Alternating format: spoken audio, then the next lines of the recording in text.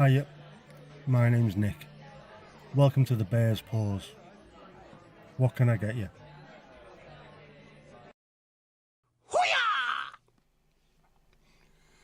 Hello, hello. Can you see me? Can you hear me? Can you feel it? Can you feel it? Can you feel it? How are we? Are we alright? I hope we are. It's been one of them days again today. How we doing? Joey, good to see you, mate. How's things? You okay? Mandy, as always. Wonderful to see you. You can see me and hear me, you can't smell me though. No bad thing, I suppose. Steve, you can feel it. You can feel it. You can feel it. Good stuff. Cheers. Oh, man. It's stupidly warm. Why is it warm? Alright, I know it's summer. But the heating came on this morning. That's how cold it was. The heating was on, and then I was considering changing my shorts for a pair of joggers, but in the end I didn't. I went with it. I toughed it out. But now I am sweating like a glass blower's arse. It's ridiculous. It does help if you turn up the volume. If you pump up the volume. It's 28 degrees Celsius in Ohio, which is still a lot more than it is here, to be honest with you. Where are we now? It's saying it's 12 degrees here, but, I mean, come on. It's warm as balls. I suppose with that being west facing, the sun's been on it for hours, no wonder it's warm. And I've had a day off work. How wonderful is that? A full day off work. And do you know what I've managed to do with it? I was up at 7 this morning. Took my daughter to work, came home, made myself a cup of tea, got on the sofa and fell asleep. That is the absolute limit of what I've managed to do today.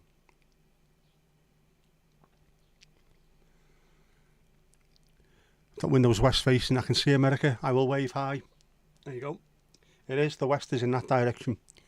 In fact, if we go directly in that direction, we will hit Belfast, go through the Republic of Ireland, and then the next landfall will be Newfoundland in Canada. That's how far north we are. Has anyone told Spencer that before he came over? We might be in the same continent as Spain, but we're a lot further north than they are. Yes, I must have needed it. I did. I have been absolutely shattered this week. I needed a day off anyway, but I think I needed that nap today. Although I felt alright this morning. Dropped my daughter off and the sun was out and it was still cool, like it was coldish, but it was alright. Yeah, but I felt alright, and as soon as I came home, that was it, knackered. Glitching a bit. Is that me, or is that the internet? Mandy's getting buffering as well. No dropped frames, and I am plugged in. I'm wired in, not wireless. Joe, you've never been to Newfoundland, but you've been to Belfast and the Republic. I've never been to the Republic. I've been to Belfast a couple of times with work. I've been twice, yeah. A week at a time, which was absolutely superb. Loved the place. It reminds me a lot of Liverpool. Same kind of people. So I felt at home straight away. Same kind of thing in Glasgow and Newcastle. Although Newcastle, the 8 Scousers, so fuck 'em. Not many people have been to Newfoundland, only like 500,000 people live in the whole province. It looks fantastic. It looks bloody cold at times, like, but I wouldn't mind going somewhere like that. I still, on my bucket list, I've got Iceland. And it's stupid. It is just, it's there. It's there. You can get flights from Liverpool. Not far at all. And fairly cheap to get to. I'll have to do that one of these days. It's not like I'm flying halfway around the bleeding world. Is it like going to New Zealand or Thailand or something? It is just up the road. In fact, if you go to north of Scotland and listen carefully, you can hear them. That's how close it is. Or is that the Faroes? Isn't it the Faroes? That's just up there as well.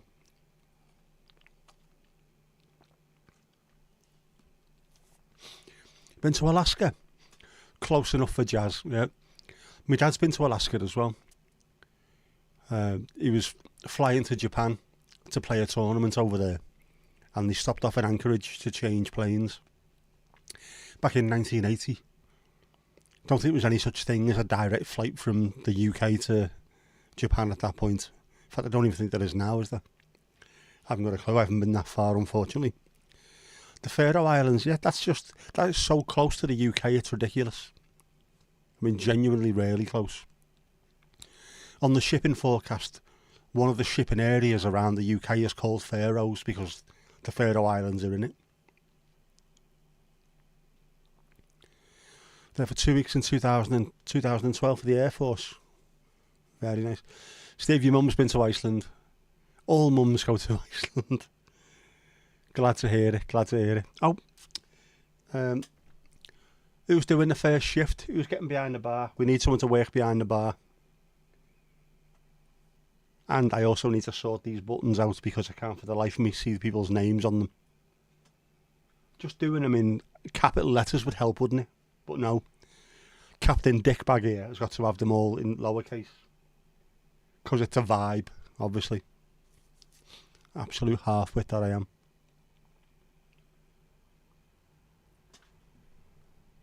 Tell you what, I'll do the first shift. How's that? How magnanimous am I as a pub landlord doing the first shift? Greetings and salutations, Saphodemus and Pliers. How you doing, bud? What did you miss? Oh, mate, you'll believe what you've missed so far. We sorted out the Middle East. Discovered a cure for AIDS. What else? And new flavour crisps. Oh, they're to come, aren't they? New flavour crisps. Loads more to come. And don't forget, because it's a Wednesday, there's no Jeff, there's no Horace, and there's no Kippers. So that gives me a few more days to come up with this shit. Football alert. Okay, all right. Oh, hang on. Double bubble there. What's going on in the world of football, Seth? Man, he's just getting it over and done with. Get it sorted. Get it over and done with. Out the way.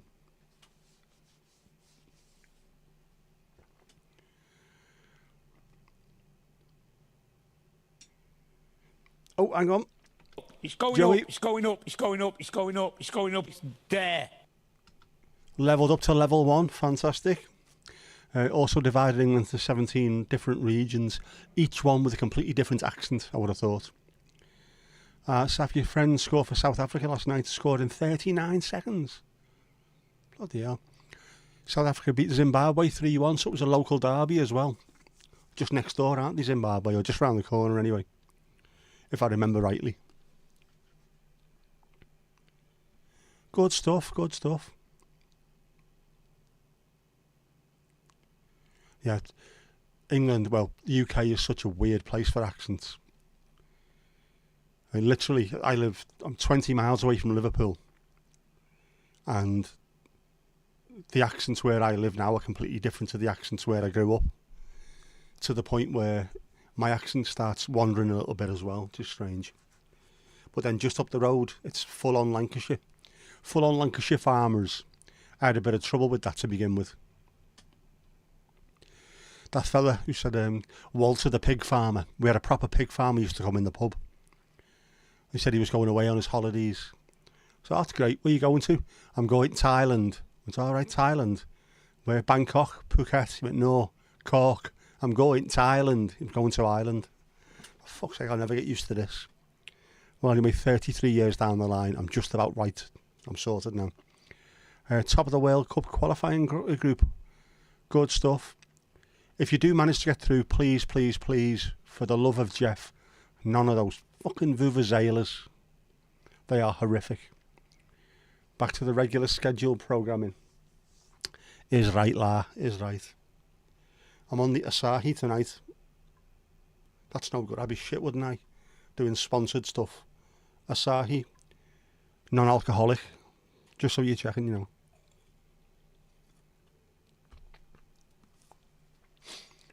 I've had the proper one in the past. and it was really nice, and I thought I'll be disappointed with the alcohol-free, but it is nice. I do like it. Kirsty, how you doing? How's things? First Euro match is Friday. You accidentally downloaded the PDF match schedule yesterday. Something I need to do. I might do some watch-alongs, I'm not sure yet. But a lot of the games are on while I'm working. So I can't do them during the day. I don't finish work till about 7 o'clock most nights. Apart from today, obviously, because I was off. But I can do the 8 o'clocks. We'll see what games are available. Not sure I want to do the England games because, well, you know, England. Not my scene, man. I'd rather watch someone truly horrific, which is why I like watching the World Cup a bit more, when you got really strange teams playing each other. Know what I mean? Oman against Belarus or something truly abysmal. Kirsty, you won't be on for long. Nah, don't worry. Just nice seeing your name pop up as always. You know that. Oh, jeez, this is getting too hot. Give it a couple of minutes, the sun will be down behind the houses. It might be all right then. And there won't be any light coming in there, which is ruining the ambience that we're trying to create in the background. Mandy, yes, the moon is still uncharged. I forgot to do it again this week.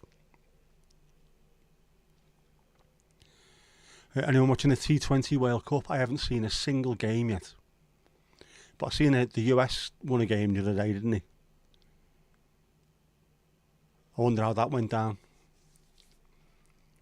I try and normally watch them as well, but I've had no interest in sport recently. Friday, 8 p.m, Scotland versus somebody. Germany, the Germans. That should be interesting. That Scotland have got a fairly good side at the moment. They're quite together as well. They're a proper team by the look of it. And the Germans blow hot and cold, obviously.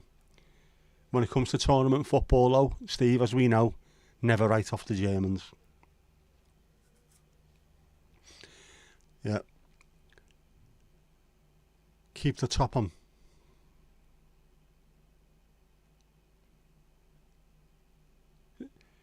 Kirsty, you need to find the remote for the TV. Would that be anywhere near Jousting Pieces by any chance? USA lost today to India. To be fair, India are absolutely incredible at cricket. It's weird, isn't it? When it comes to sport. Like US sports, the Super Bowl is supposed to be the greatest show on earth, and it's a minority game. There's more people watch Premier League football every week than watch the Super Bowl. And I don't think a lot of people realise that. And I certainly don't think a lot of people around the world realise how big cricket is. Because even though it's fairly big in England, we still think of it as a minority sport because it's not football. And yet I think it's about the second or third biggest sport in the world. All of India, all of Pakistan, Sri Lanka, the whole subcontinent are obsessed with it. Australia, South Africa, all really, really obsessed with it as well. And then you've got the emerging nations. Afghanistan are fantastic at it. I mean, I wouldn't want to play an away game in fucking Afghanistan, would you? Going to catch a cricket ball and it turns out it's a hand grenade or something. Fuck that, sky high. Literally sky high. Didn't know until last week that you had a cricket team. You'll get loads of... Well, it's the land of immigration, isn't it, the US? So you get loads of people with Indian and Pakistani heritage who, although they're born with American accents and whatever, they play the game. I know this to my cost. We had a lad, an Indian lad who came to our school back in 1986. Afroz Ritzvi, his name was. He was born and brought up in Chicago, so we just thought, you know, he's obsessed with Michael Jackson. He sounds like a Brat Pack actor. He'll know nothing about football or cricket.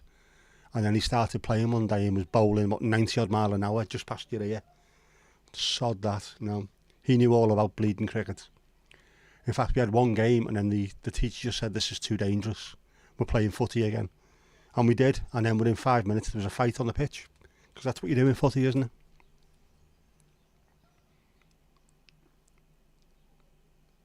We should have an alternate World Cup. Thailand, Indonesia, Mongolia. These teams do play each other to try and get into the finals, but obviously teams like Thailand, Indonesia will come up against Australia and New Zealand, so very rare they get through. But it would be interesting. No clue where they play. That could be anywhere, that couldn't it? I mean, absolutely anywhere in the US they could play. You'd probably still get a good crowd. Anywhere that you play India, you will get a good Indian crowd. In the same way that in the World Cup, the Football World Cup back in 1990, they played Republic of Ireland against Italy in New York.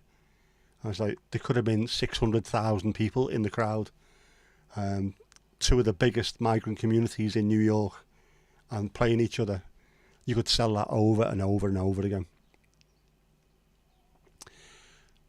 In Indonesia, badminton is bigger than rugby league in the UK. In the UK, badminton's bigger than rugby league in the UK, unfortunately. And rugby league is one of the best sports on earth. It is incredible. There was a fella called Paul Wood who played in a grand final for Warrington against Wigan, I think it was. He ruptured a testicle during the game, finished the game, went up and got his loser's medal, did all the press afterwards, then went and got a shower and went to the hospital with a ruptured testicle, played 40 minutes with his ball burst. I mean, what the fuck? They're built differently than people, they really are. No helmets, no padding, just smashing into each other. I'd love to have played it, but I'm a complete and utter shithouse, so yeah, not my style, but I love watching it. Yeah, two of the top 4 sports in the world are cricket and hockey, both watched by 1 billion people in India. Again, hockey is also massive. I mean, I remember going to the Netherlands when we first moved there, and it's a football nation, but speed skating and hockey were both massive. Hockey, of course, by the way, is field hockey, not ice hockey, but yeah, it's just incredible. And you don't realise how big it is until you're somewhere other than the UK. It's mad, isn't it? Yeah, it's not about the number of people, it's about the money of people watching, which is why, I mean, Liverpool fans seem to love this fact that they're a massive global name. And yet, a lot of the people I went to school with or people I work with can't get tickets to go and watch their team because they won't go and spend money in the club shop, whereas people coming in from Norway, day trippers, will buy the ticket, will go and spend £300 or £400 in the club shop, watch the game, spend loads on food and drink. Local lads will go to the pub, 5 minutes before kick-off they'll jump in, go and watch the game, straight afterwards, back out and back in the pub. Don't spend an extra penny, so they hate that. It is all about that, though. All about the Dwayne Eddies. Yeah, 100 million people watch the Super Bowl. Average income 50,000 per year. 2 billion watching cricket. Average income 8,500 per year. It's just incredible when you put that those numbers together. I mean, it's obviously the Super Bowl's marketed way better than anything else.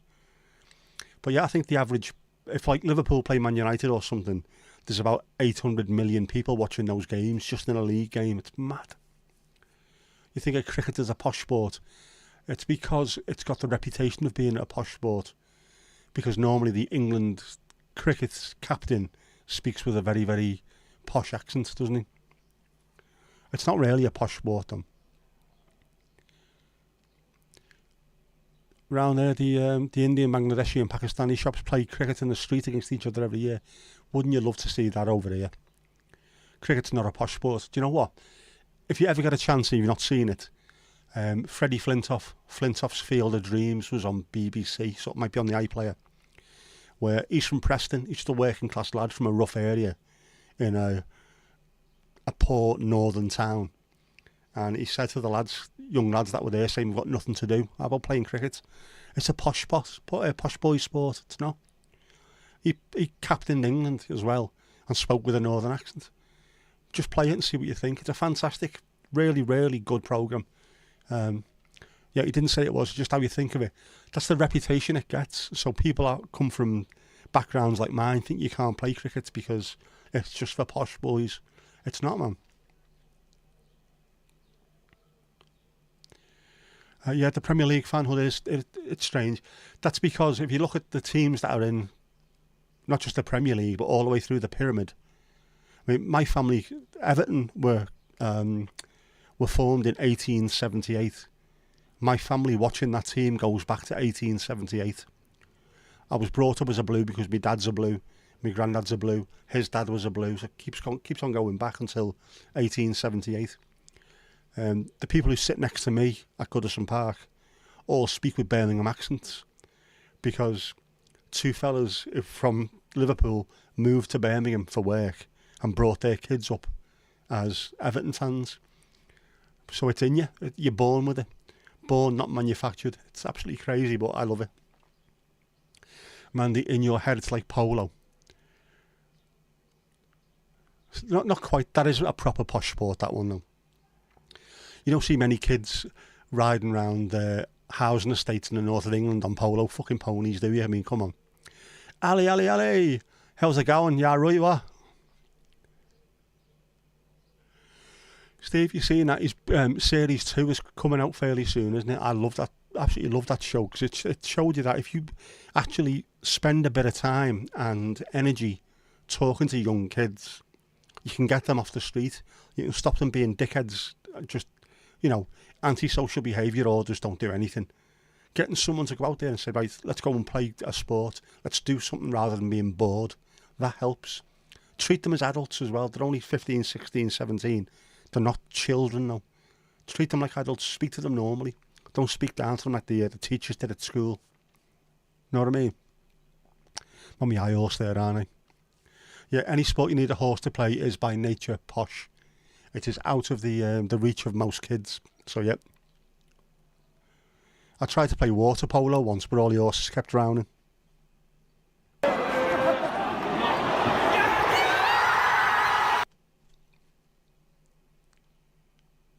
I tried to go water skiing once, but I couldn't find a pond with a big enough slope.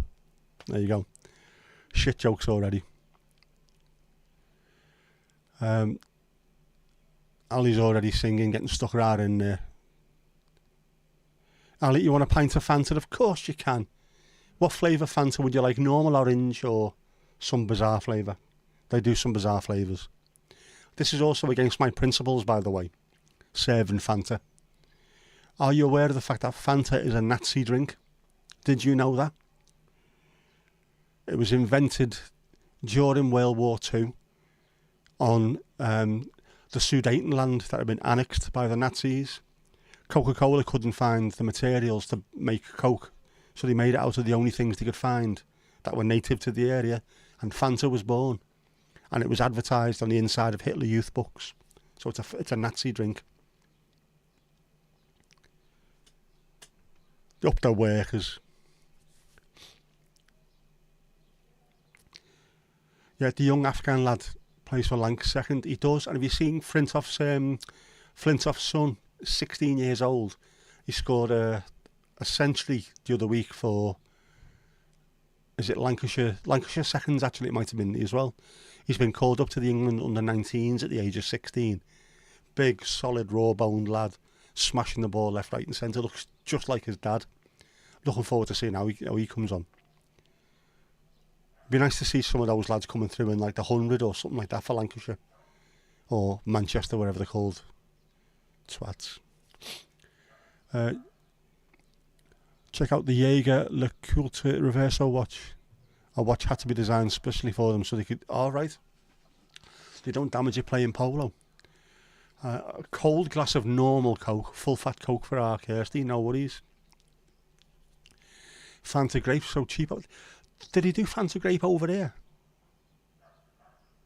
I don't even know. Mandy, a pint of tea and Coke. No ice, dash of lime, jobs are good. On its way. I would show you the bottle, only being a useless bastard, it's not loaded onto the system so far. Isn't Fanta just illegal Coca-Cola? It is made by Coca-Cola. It was made in the Sudetenland under Nazi occupation. When most other companies decided to say no to the Nazis, Coca-Cola went, yes, that's a little bit of us. Laz, how you doing, bud? Did you get your red? Did you find it anywhere? Ali, do you want it in the tub? Yes, you can. There you go. Tub is sorted. Nice and warm, warmed up. Fanta grape is big in South Africa. Yeah, the Bayer Pharma company, the owners of Bayer Leverkusen, were a Nazi company as well. There was quite a few that were involved at that time. Bit dodgy, isn't it? Being in bed with the Nazis.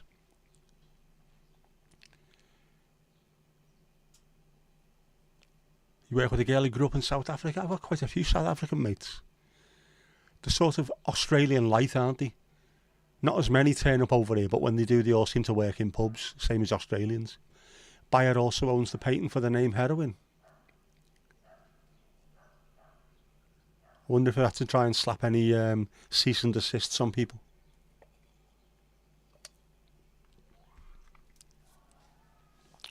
Slowly lost their accent, but it pokes out sometimes.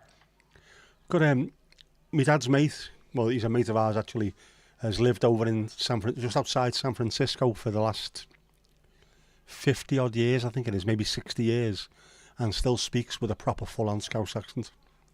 Hasn't lost it at all, it's mad.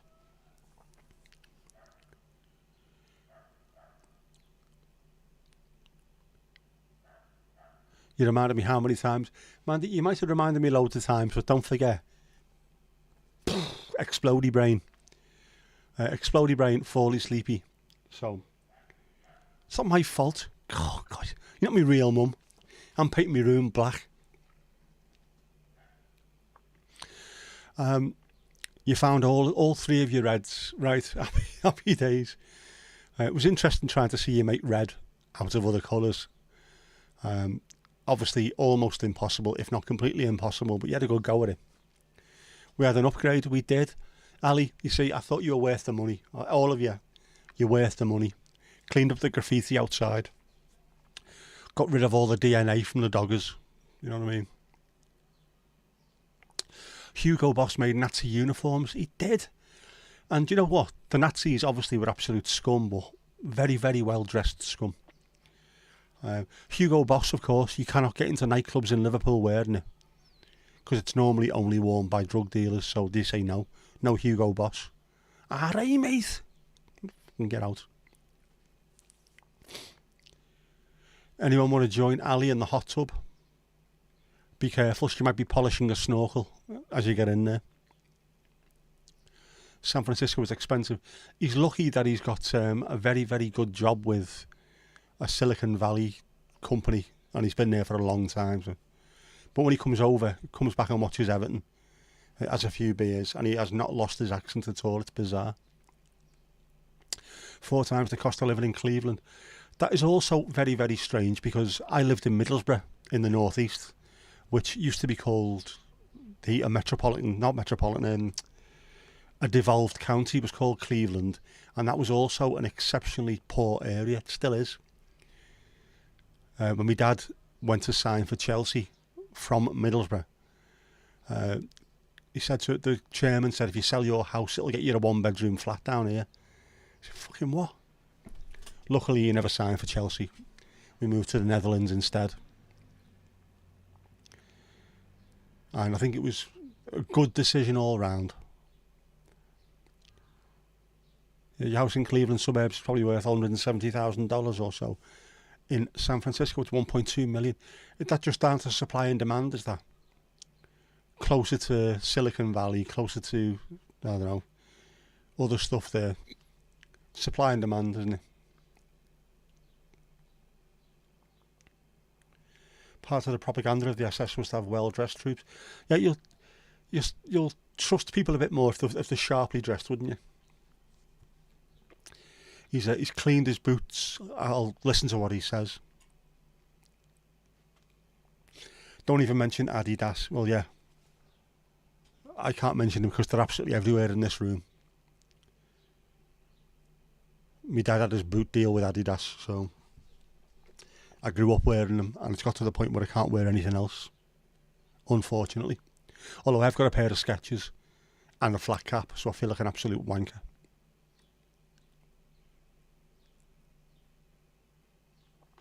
The more people drink, the more they get their accent back. Absolutely, 100%.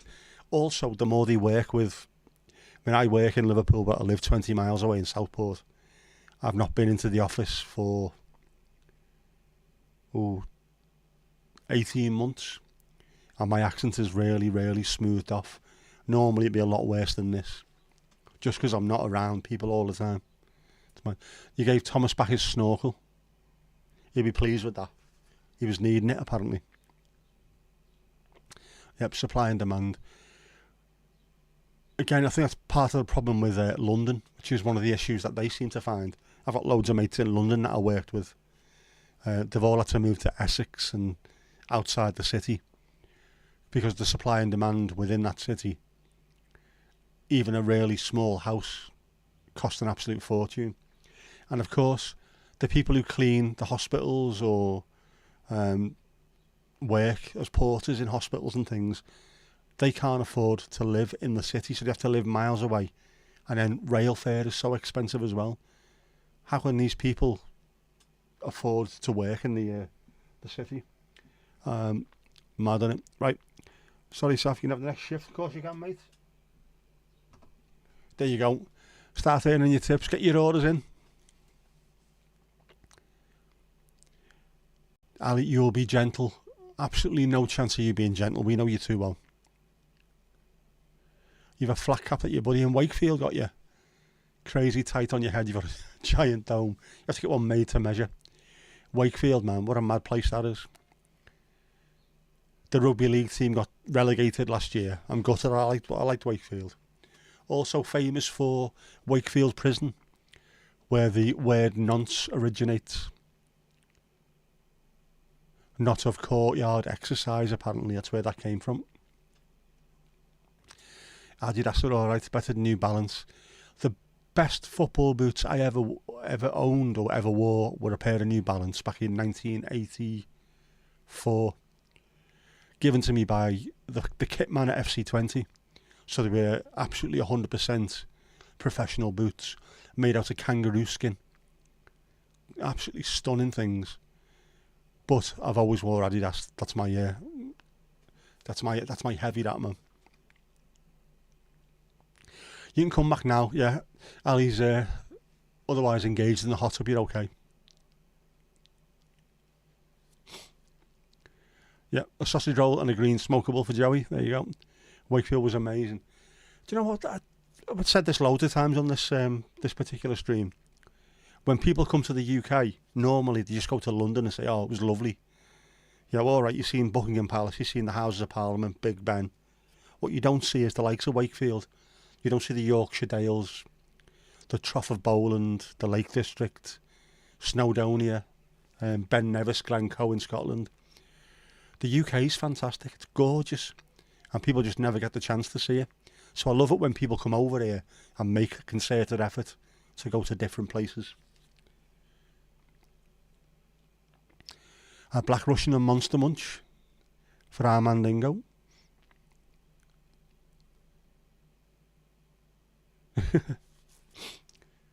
And the Waddy and a chicken spice bag. You know these orders off by heart, mate, don't you? Didn't even go to London. You didn't miss much.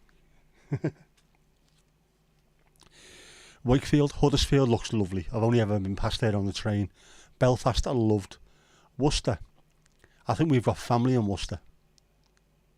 I think. I know we've got family in Leamington Spa. Is that Worcester? Oh, I can't remember. Aylesbury. Very nice. That's a very good mixture of places to go to, that as well. Belfast's the one for me, though. I love going there.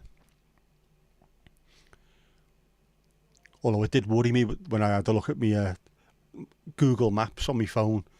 I looked at where we are in the hotel, what's nearby, how far away is the Titanic Museum and all that. And the first thing I saw was the Falls Road was just round the corner. Falls Road, Shankill Road and the Divis Flats. Oh my word. There's going to be Land Rovers on fire around here in about 20 minutes. There wasn't. It was lovely. Just like being back home.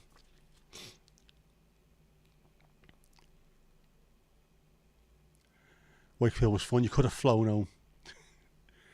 Yeah, I don't suppose Wakefield and Huddersfield's close. I know that, isn't it? Huddersfield's really close to Manchester. I remember that well from the train ride to Newcastle and back. Although that was so strange, that one, on the way back. It was snowing. It was February. It was snowing. Hang on. It's Joey going again. up, it's going up, it's going up, it's going up, it's going up, it's there. Level 2, fantastic. Yeah, coming out February in Newcastle, it was snowing, it was cold. On the way back, Huddersfield was completely white out. Manchester was completely white out. Then I got into Lime Street, Liverpool, not a single flake of snow anywhere. Drove home to Southport, not a single flake of snow anywhere. It's as if we had completely different time zones. It was mad. Yeah. Spencer's dog sitting in Newcastle, drinking beer in a hot tub. Spiced rum and cola with chips and curry sauce for lads. Wonderful stuff. Belfast is fantastic. We went to the Crown, obviously, like everyone does. Robinson's, we were on the top floor playing pool. Filthy McNasty's, we were in there till 2 or 3 in the morning. Back up again at 7 to go in for a debrief. Loved that. And we were on expenses for work, which was fantastic. Titanic Museum is a must-see, same as the Giant's Causeway. As I say, I've been twice and I have not been to see the Titanic Museum or the Giant's Causeway. I need to go over there without work, just go and have a bit of a visit. And it's only, from Liverpool, it's a 30-minute flight to Belfast International Airport. So easy, so quick to get there. The 300 bus goes all the way into town. Piece of piss. And they do the Giant's Causeway bus rides, don't they? So, yeah, I'm going to have to do that. And the Peace Wall, I think. That's just a rum. Oh, going hard, lad, going hard.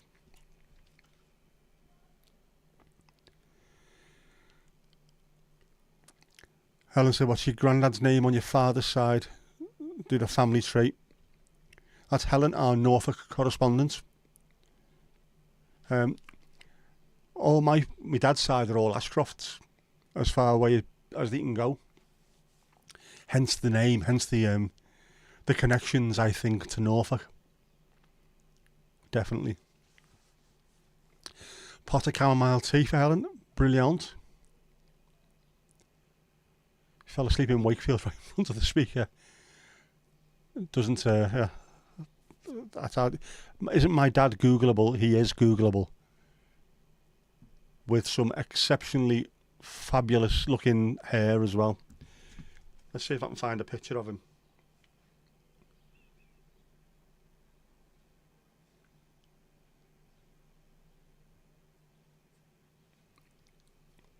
How's that for a haircut?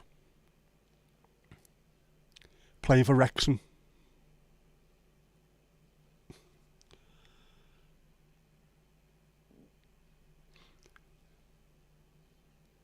There you go.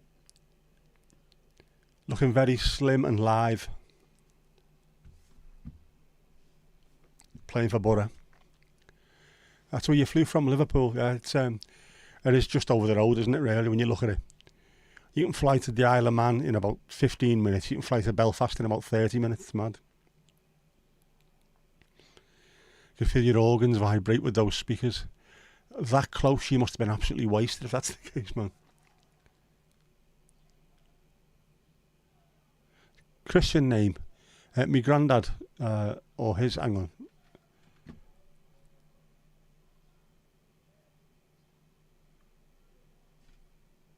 My granddad's name on my father's side was Edgar Ashcroft.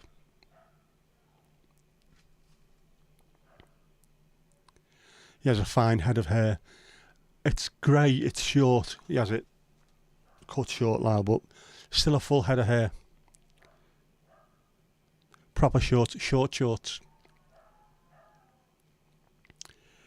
In the first pick, it looks like he played lock for Wales. Funnily enough, it was Wrexham, so it was in Wales. During one of his first games, actually it wasn't lock, it wasn't rugby. During one of the first games that he played for Wrexham as a reserve, I think it was, he was up front playing against a centre-half called Orig Williams. And Orig Williams was about 6'8" and was a wrestler. So he said his first, I think he was 14 or 15, up against a professional wrestler. It's black and blue by the time he finished. Did Kevin Keegan copy my dad's hairstyle?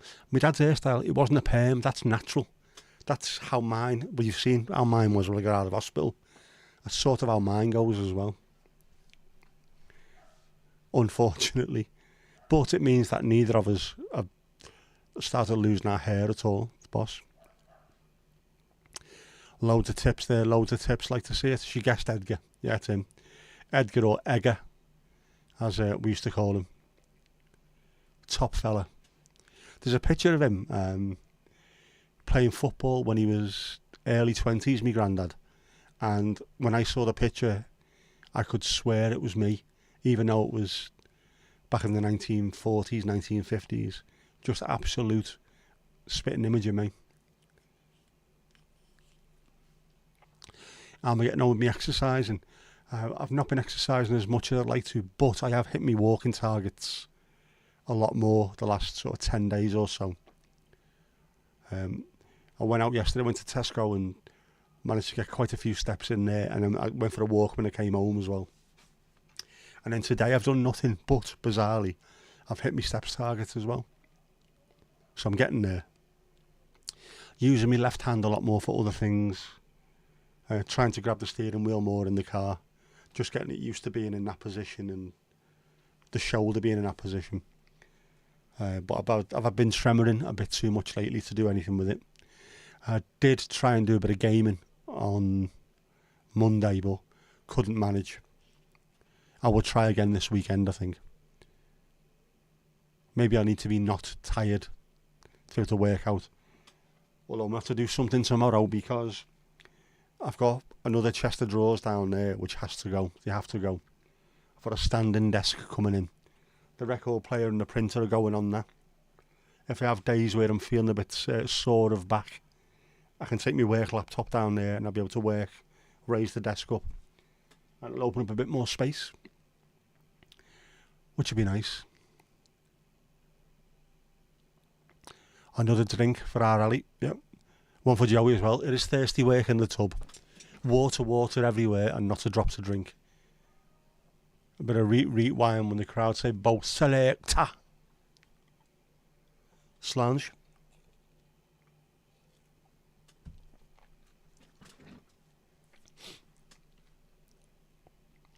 There's some boss picture, me dad. Some really good pictures.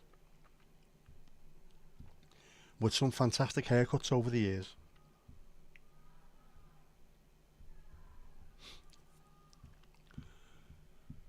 There's a good picture of him in Gareth Davis's testimonial, with George Best. He played in the same team as George Best, which somebody at Wrexham painted, and we now have a picture of it on the wall in the front room, which looks fantastic.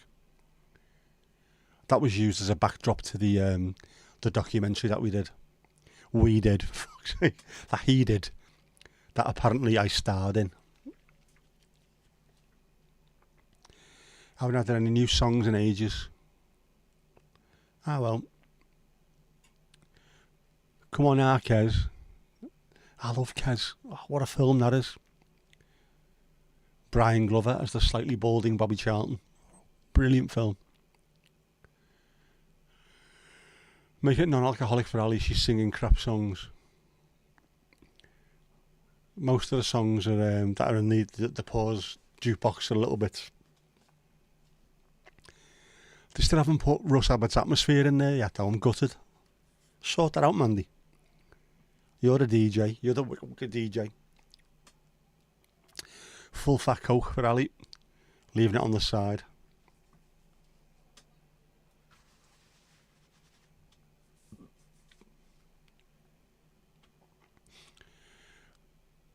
Oh, better be on. It's on there. Where? I'll have to check that out.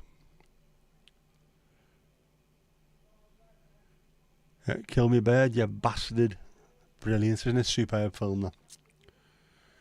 There was a BBC4 documentary about it, about the novel.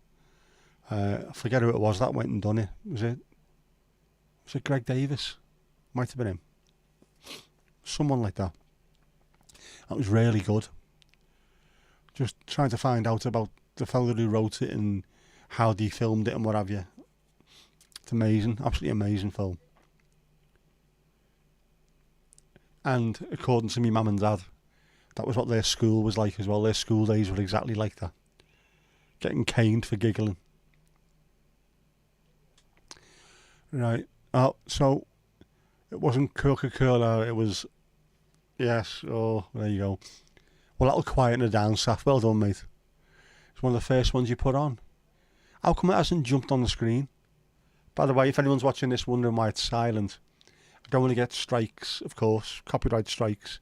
But if you want to listen along, every time a song comes on, just put it on YouTube or Spotify.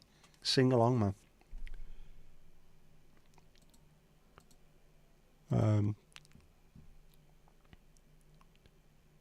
Ken Loach film. Wasn't it, yeah? Ken Loach made some fantastic stuff. Raining Stones, I love that. With Les Battersby off Coronation Street. Can't remember his surname. He was brilliant in it, and Ricky Tomlinson, superb in that as well.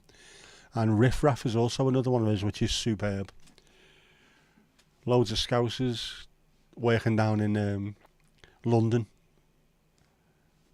Brilliant. Robert Carlyle in that, of course. Bit of Black Lace, we're having a gangbang. That's another get on the floor kind of song, that one, isn't it? Which sounds worse than it actually is, though. There's a dogging song on there, though. Is the bleeding hell? How are we getting dogging songs on there?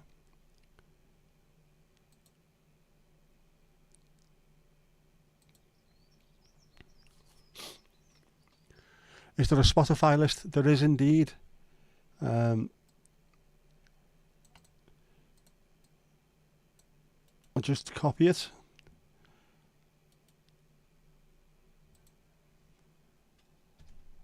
There you go, that's the playlist. Hopefully that should open it.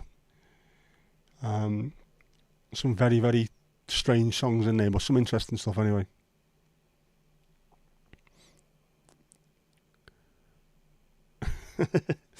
Always willing to hold Ali. You might have to hold her back. She's our little ginger ninja. About to kick off.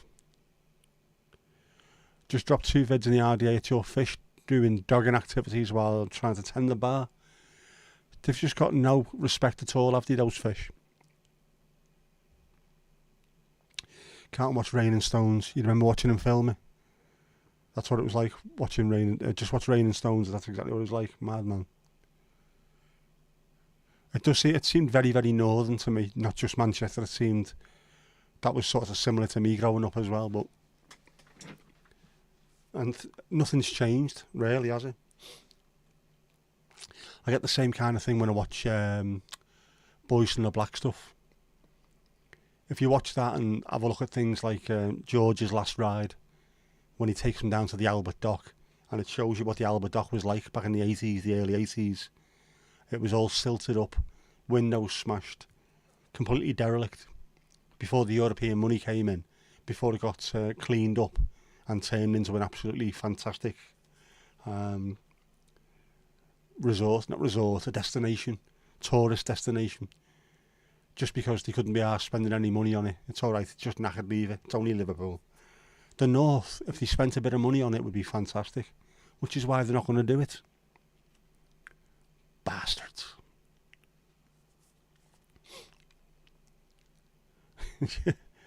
Yep, climb a stepladder and say it to his face.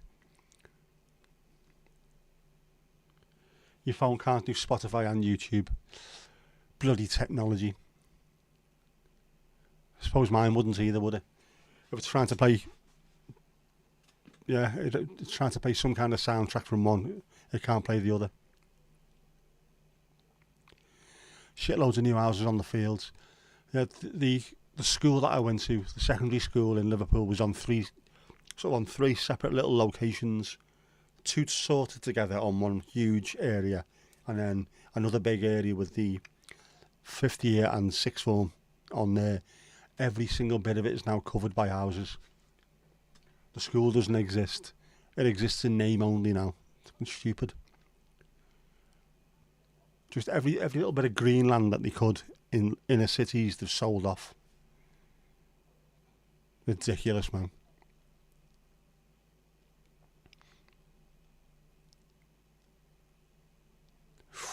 There's fighting words, them, Ali. Yeah, don't make Steve get up and start sorting this out, because he will.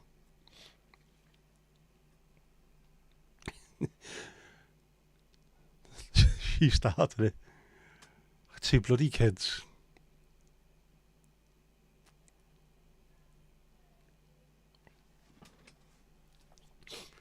Yeah, filmed on the estate that you grew up on. It's mad, isn't it?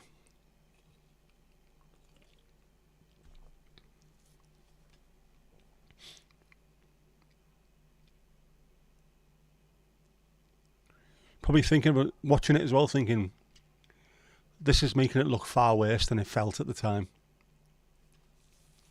Because I've seen that plenty of times myself in the past. You're living in abject squalor. Well, I'm not. I live in a very, very, very nice house. I go to school in somewhere that's a bit rough, but what fucking film are you watching, mate? Mad.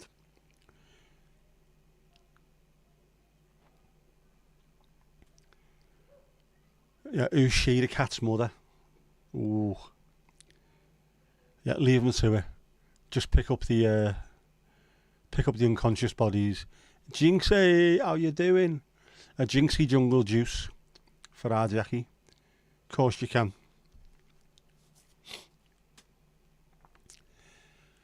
Get yourself on the outside of one of them, you'll be alright.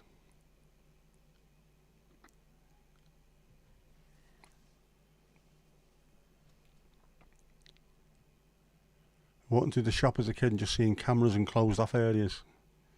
Yeah. But I always find, even if something's supposed to be really dodgy, when you grow up in it, you don't feel it. Like, there's people that wouldn't walk through Garston of a night, the part of Liverpool that I'm from. I'm like, what the fuck, it's alright. If you walk with a purpose and don't look like a victim, you won't become one. That's advice for anyone, that, by the way. Don't look like a victim and you might be alright.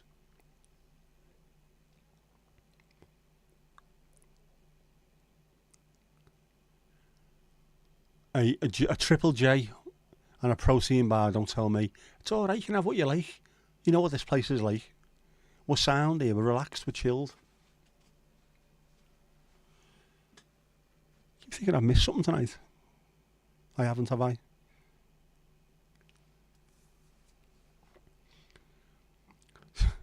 Oh, thank God the sensible one is here.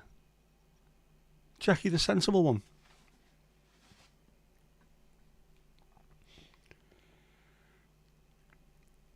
The protein bars are for everyone.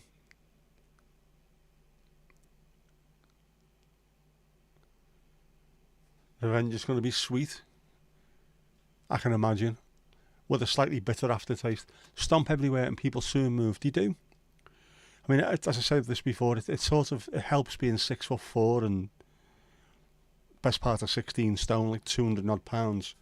If you walk somewhere quickly and you're big, people just tend to think, no, I'm not getting involved in this. Even if I'm just going home, mate. Got no interest in getting up to anything. Just get out my fucking way. Ali being a naughty girl, not at all. Did the leftover buffalo get turned into burgers? Well, let's have a word with Jeff over that. Might well have done. Might well have done. You know what he's like. He likes to make a few quid, does our Jeff, doesn't he?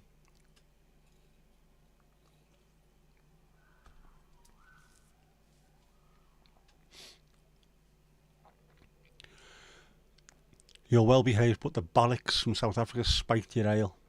Man. There's somebody offering free breast screening for men in the car parking lot. Shall we go and get checked? I don't mind that, but if they start giving out free colonoscopies and stuff like that, let me know. We can't get away with that. Our Ali's the bestest girl. 6'1" and scowling constantly in the street. Sounds very familiar. Innocent like a thunderstorm. Yeah. As the saying goes, good things come in small packages, but cyanide comes in little bottles. So remember that one.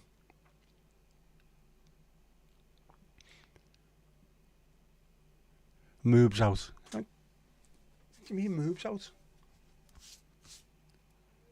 I'm flat-ish. 6'3" at 250 pounds of twisted steel and sex appeal. Is that on the tour poster, is it? And he left Jinxie asking for a fiend.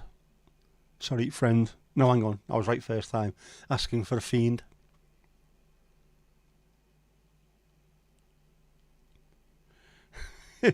You may be small, but so is something else, isn't it? Oops, oops, oops. TMI, TMI.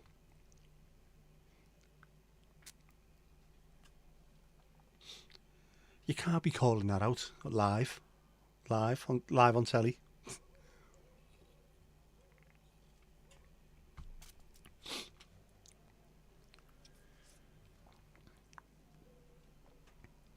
Good things come in small packages, big things come all over the place. I think I've seen that film. I think I might have the DVD.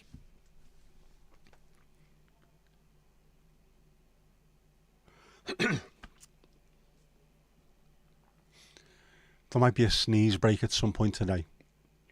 I have been sneezing like a Colombian airport sniffer dog yet again. There is something outside which is causing me to do sniffles. Yeah, I'd right said Fred on the show a couple of years back. Yeah, it's a bit random. It's a bit random, that, like, isn't it? JC, meet you around the back of the toilets. Just seeing if you left the trap out there or something. Hoo-yah!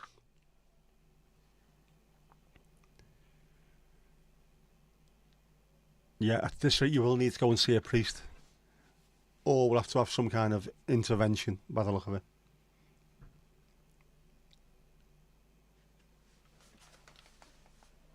Alright, the sun's gone down a little bit behind the houses now, and it's a bit cloudy, so it's cooled down. I like this now. It's much better. Much better. I don't feel on fuego. Don't feel like I'm being flambéed just sitting here. And it's not even in the middle of summer yet. This is going to be horrific, isn't it? Give it a couple of weeks till it starts heating up.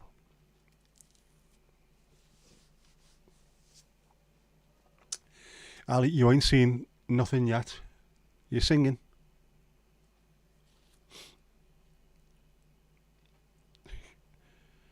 Calm down, relax. It's a Sunday night. Chill, man. No, it's not. It's Wednesday. Fucking hell. How can I get... Do you know why I just got mixed up for Sunday? I've been off work. That's the reason why. This normally follows about an hour after I finish work. Jeez. The priest will be wanting to join you. Yeah, Steve, the warnings were there from the start. Do not get involved with a red-headed Irish girl. They don't just look like fire, they are fire. Jinx, say, get a burger and hit the hot tub for a while. You should do. There you go. Get to Bear Grylls.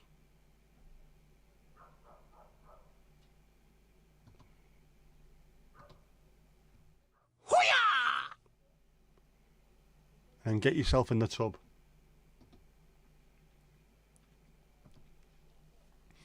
All very nice.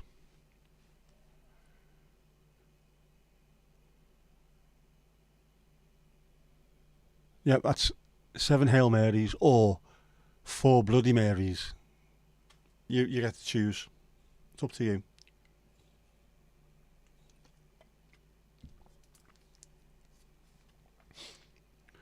Get yourself in the tub there. Joey's in there with our Ali, very cuddly. Chilling like a villain. I always wondered, is Bear Grylls related to George Foreman grills? He could well be.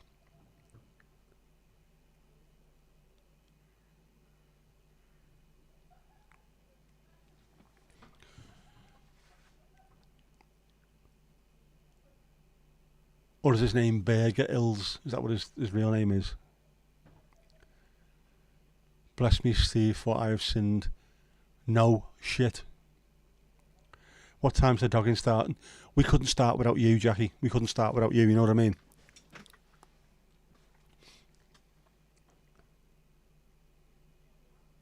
It's like trying to kick off for Argentina without Leo Messi. Gotta wait for the star to arrive. Right, who's up next? Safadimus has done a full shift behind the bar. Who's working next? Who fancies earning some Dwayne Eddies?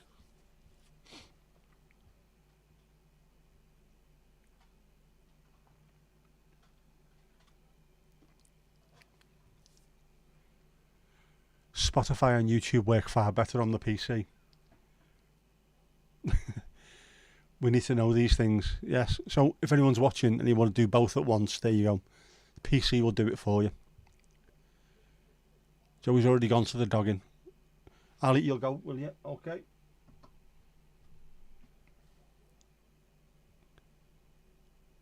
Get your orders in. Oh yes, and pliers, of course. There's no show without pliers. Jinx, on holiday this week, have you got anything planned? George Foreman has 6 kids, all named George. He is a bit weird, isn't he? I'm sure I've seen that, aren't they? The first names are all George, and then they've got a middle name that people call him by. Just otherwise, it's too bloody confusing, hasn't it? Won't the real George Foreman please stand up?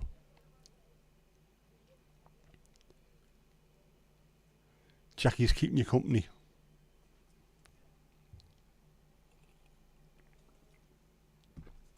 Ah, yep, the funeral. Not good, is it? Not good, Jackie, but unfortunately these things happen to us, don't they?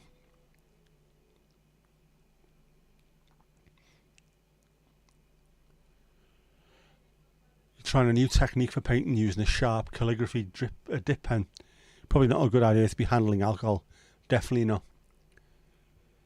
Just from school, I remember them being really sharp. The normal ones, never mind the proper full-on razory ones. Jeez. I couldn't do what you do, mate. I wouldn't have any fingers left. Genuinely. I'm not saying I'm clumsy, but not good with stuff like that.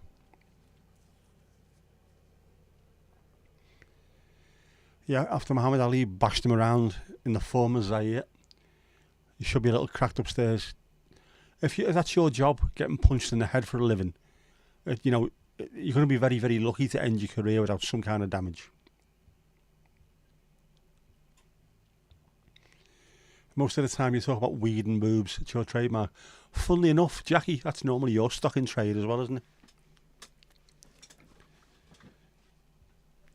Ali's lost her clothes yet again. They seems to be working every single week. They just disappear. Are they being hid or are you hiding them yourself? Come on, you need to let us know these things.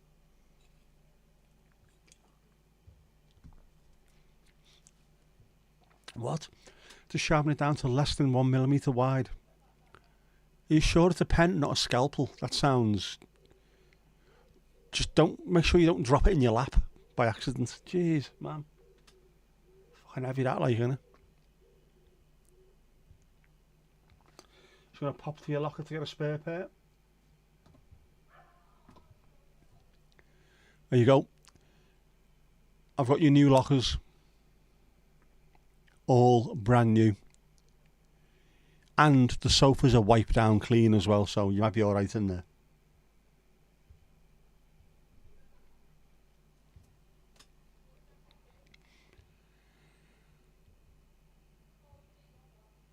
Throw all the clothes out. We don't need them. We don't. This is the kind of gaff this place is. Especially this time of night. Don't know much about weed, so yeah, you could get educated. Diddies you can do. Posting a pic in the RDA. Oh, very nice. See how vicious this thing is.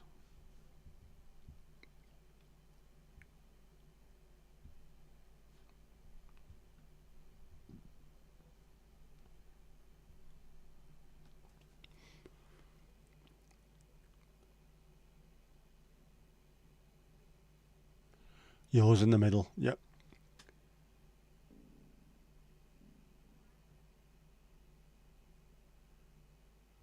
Yeah, visually. I put that on, but not your drink. Priorities. Talking of priorities, we have some extra snacks here. Nick snacks. Some Vice and Spice.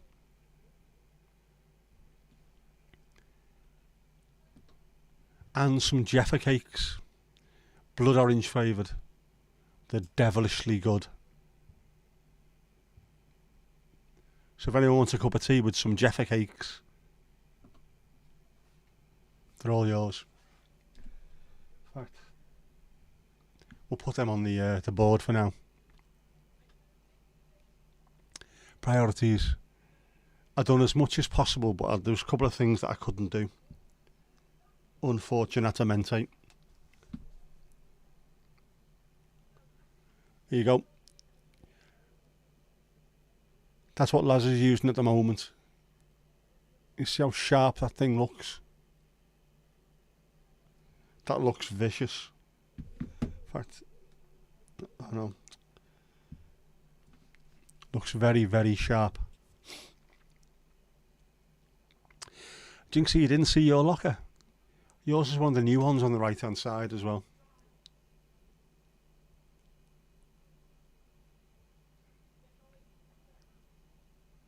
Let me off. Thank you. Thank you.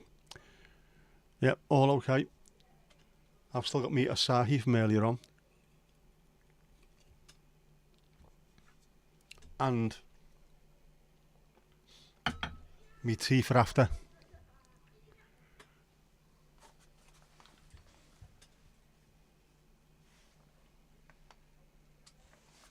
Well, the sky has gone pink and there's people outside playing. Don't trust them. Don't trust the noise. Non-alcoholic cocktail, a mocktail for our Jinxie. Joey's drinking the hot tub water. Tastes very alley-ish. Very Moorish. Oh, there's a bit of show me yours, show you mine going on out there as well. That's your first response to everyone, that, isn't it, Jackie? You're both in the middle now, are you? Right, so there's keys available if you need them. Man, you could do it a top-up, of course. Thatcher's Gold for Steve. Of course you can. Nice bit of cider. Completely different part of the country, of course, but, you know. The sis from another miss. Side by side. In perfect harmony. There we go. Back to fucking Ebony and Ivory again, aren't we? That annoyed the life out of someone that, you know. I wrote that one morning on Twitter. I just went, for some reason I've got Ebony and Ivory in my head. I've not heard the song in years. And then someone went absolutely sick. Thanks, you bastard. Now I can't get rid of it out of my head as well. You're welcome. A large serving of peace and quiet. Ooh. Taking your life into your own hands there, mate. Taking your life into your own hands. Slange you. Oh, there's some good tips there. What's that noise? Can we hear it?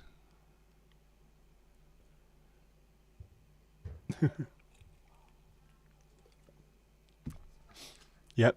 That's entirely the wrong pub if you want peace and quiet. Never happened. Never happened.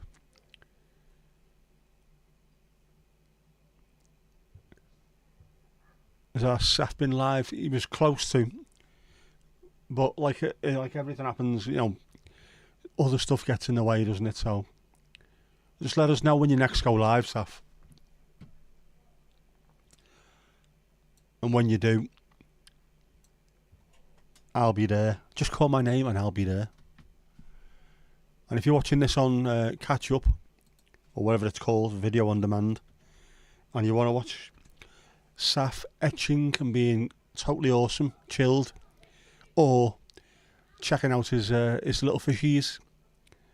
Not all little fishies, some of them are quite chunky. He's on there. Follow him, he's boss.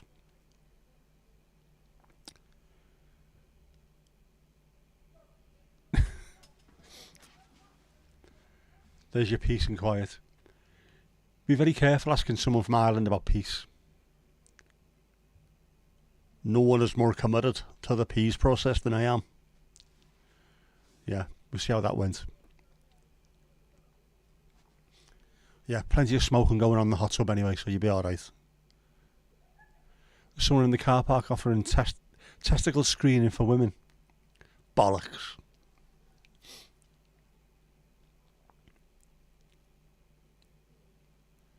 Is it an actual doctor or is it just like a very, very keen amateur? Someone who fancies a go? I haven't got a diploma, but I'm very, very, very up for it. Paisley will tear in his grave. It's a fucking big grave. No one is more committed to process peas than I am.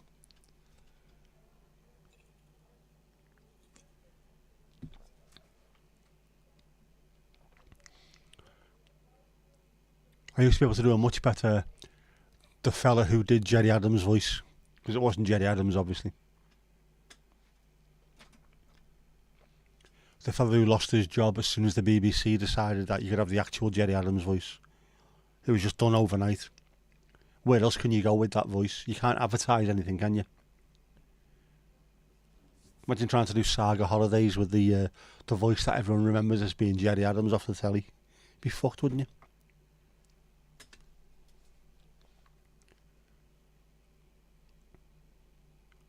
He was a big lad, wasn't he? The Reverend Ian was a big lad.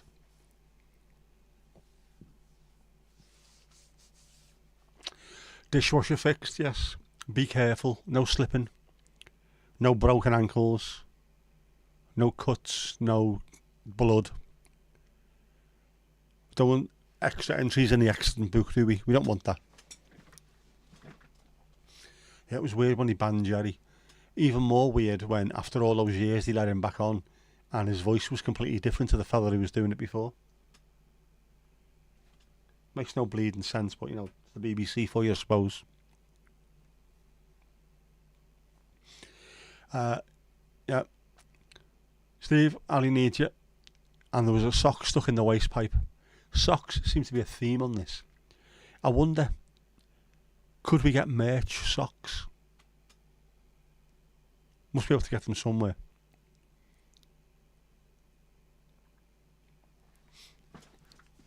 It's a proper strong stuff, is it, Jackie? Proper strong stuff.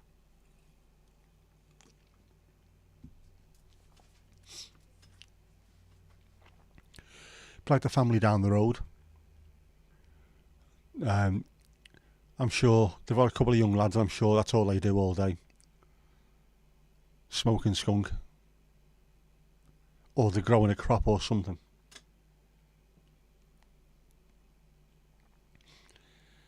Could it be your long lost one? It could be. How much is it these days? No idea.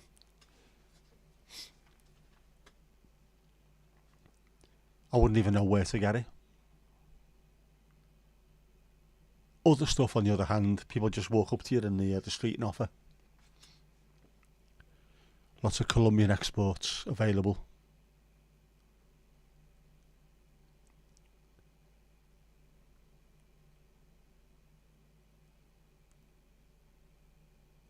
What did it look like? It looked very sockish. $50 to $70 an ounce. Yeah, no idea how much it is over here. Of course, it's not legal over here. You can still get it, like, obviously, but yeah, it's not legal.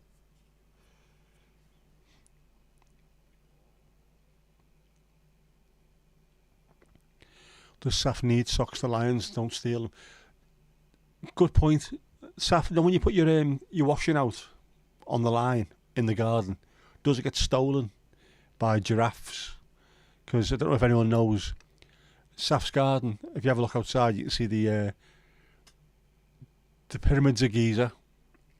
There's giraffes, lions, crocodiles, everything, all there. Skeleton Coast on one side, penguins to the left of me, lions to the right. Here I am, stuck in South Africa with you.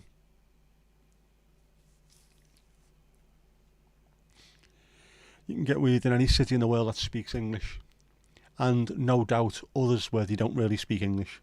I'm pretty sure anyone who's got a yen to get some will find it. It's sort of omnipresent, isn't it? Most narcotics are omnipresent in the world these days.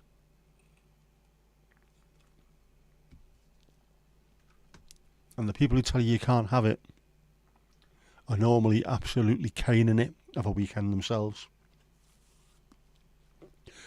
Like the Houses of Parliament, where our erstwhile MPs live. Every single toilet that was in there was found traces of a certain Colombian export. And it's only MPs that work there. Know what I mean? That's why I use the tumble dryer. Yeah, fucking giraffes everywhere.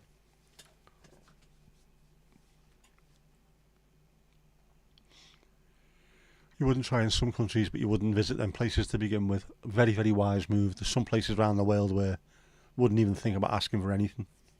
A bit dodgy. MPs are mad for it. They are, aren't they?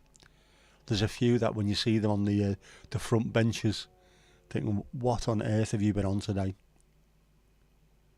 They're looking very tired. Tired? What? Look like they've been up for the last 6 days in a row.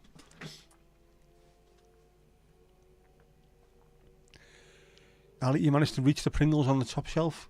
You stood on a bar stool. There you go. If you really try hard, you can succeed.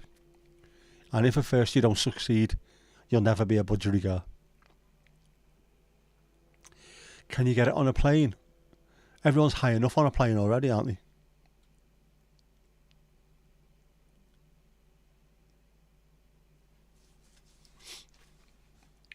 Know what I mean?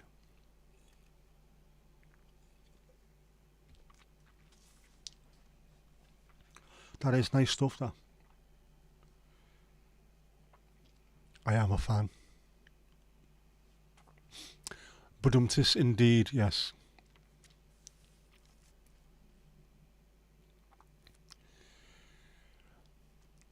You've taken on planes stateside many times, not internationally. Yeah, I don't think I'll be taking it internationally. You never know. Even if it's somewhere where it's legal, they might not like it being brought in. You hugged a dwarf yesterday, first time ever. Did you like it? I hugged a dwarf and I liked it.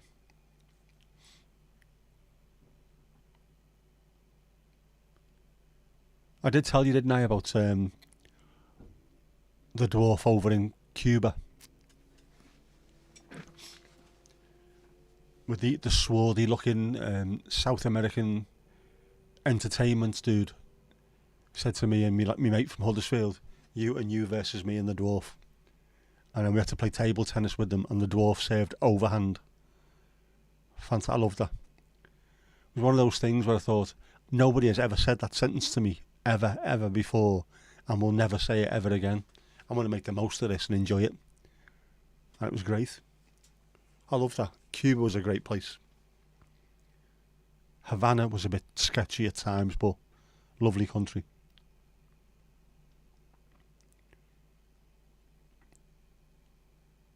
For a smell-proof bag you got on Amazon. Did they actually work though?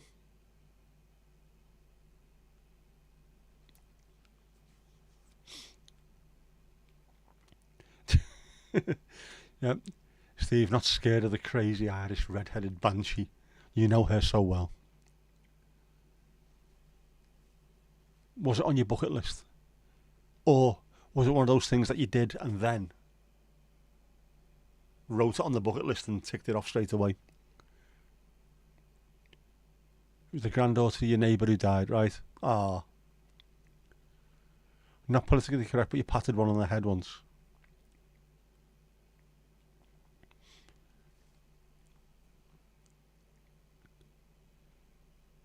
Was it was it after a llama race by any chance? Yeah, you got to fight for your right to party. Damn right. You walked right past the TSA dog and he didn't move. Bloody hell! There must be some good stuff then. Is this playlist on random? It is. Sorry, mate. It is. I forgot about that. Shit. It is on random.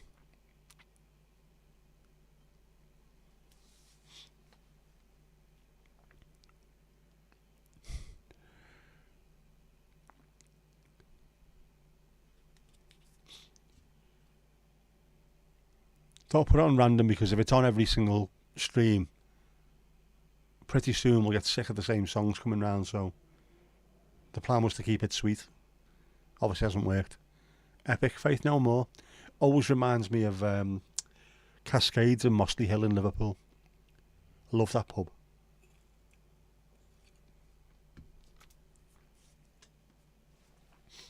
I was drinking in there since I was 15, I think it was. I got asked for me ID once, and that was on my 18th birthday. Some new doorman. Can I see your ID, please, mate? Yeah, there you go. Happy birthday, 18 today. And yeah. And then one of the other doormen said, "You've been drinking here for the last 3 years, you cheeky bastard." So, well, you could have asked, couldn't you? It's a good point. Get in there before I fucking smack you. All right, mate. What's TSA? Yep. Transportation Security Administration. I didn't know that's what it stood for, but I knew TSA are the security bods.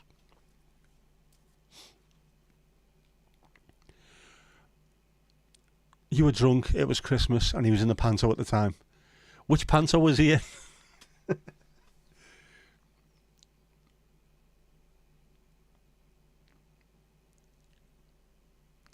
Yeah. I told you about my mate, didn't I? The one who's half an inch taller than being an official dwarf. Whenever she says I'm not happy, everyone shouts, "Which one are you then?"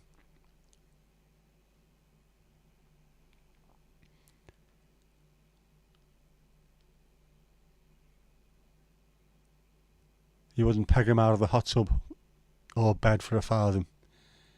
You wouldn't want to... Don't be pegging him, to be honest with you. You shouldn't be pegging him at all. Yeah, our Joey's in Cleveland, Ohio, which we already have. We've already got Ohio on the United Wardrobe of America. We've got 6 states so far. I forgot one of them last week. It was New York is one of them as well. It was Max, wasn't it? Max from Buffalo, I think he was. New York. During one of the Everton streams. So, Maryland, Nevada, New York State, Ohio, Alaska, and Illinois. They're the 6 that we've got to go with the countries. Yeah, I need to sort this out though. It doesn't look good enough. It needs to be changed. I need to amend that.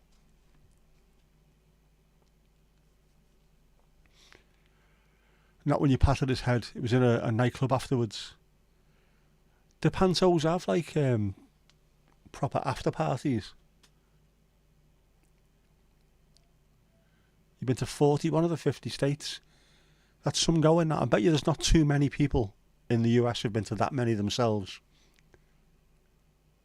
And I know we have a go at the Americans for not going anywhere, which seems a bit weird to us because Europe is so close that you can, within the space of 2 or 3 hours, you can go to like 7 or 8 different countries with completely different, different cultures, different languages, different ways of living. If you live in the US, obviously you can drive all the way around the US if you feel like it. To be skiing in one place, to be beach somewhere else. Loads and loads of proper woodlands and mountains and what have you. Everything you need is there, but at the same time, I know the arse end of nowhere as well, isn't it? Unless you want to start flying down towards Mexico and South America. But you think you'd still get out a bit more. What they say in 8 or 10 states is like the average. I bet you that still takes a hell of a lot of time to get to. But if I was living over there, I think I'd make it my business. 50 states, see how many I can tick off. He says, living here, having lived in the Netherlands, and I've only been to, where have I been in Europe? Netherlands, Germany, France, Spain. That's it. I'm not counting Andorra, we were only there for 5 minutes. And it's a fucking toilet really, isn't it, Andorra? I haven't even been to Belgium and that wasn't too far away. Germany was on the border. I used to ride into Germany on my bike all the time. I should go to more European places.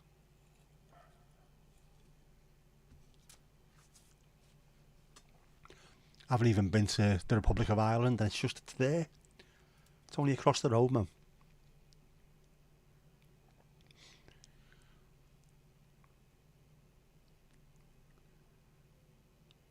Wasn't there 52 states, or is that one of those Mandela effects?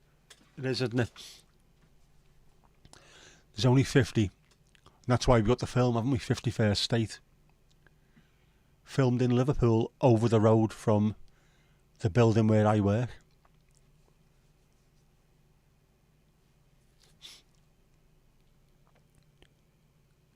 Been to 15 countries as well. They say travel broadens the mind. I think it really does as well. Being out, different languages, different cultures. I always try and do that. Like with Cuba, it wasn't just sitting in the resort. We went to the local town or wherever it was. It's not a city, it can't be. It was a town or village town. Seeing what the actual life was like for the people that worked in a resort. And I went to Havana as well. Everywhere we go, we're trying to have a look at something that's a bit more cultural than just the resort. No point going somewhere and sitting in the sun drinking beer all day, not learning anything. Just go and have a look. Have a look around, see what it's like. See what the people are like. I'm an atheist, but I always go to a church. I just find that there's something that ties a community to the church more than the pub that you're in, if you know what I mean. All inclusive. Just get out and have a look. All your food might be paid for, but find somewhere where the locals are eating. Go in there and have something to eat. Speak to the staff. Speak to the people. Ali's putting the kettle on in the kitchen. No worries. Do you go back to the hotel and bang out tunes on karaoke? You know.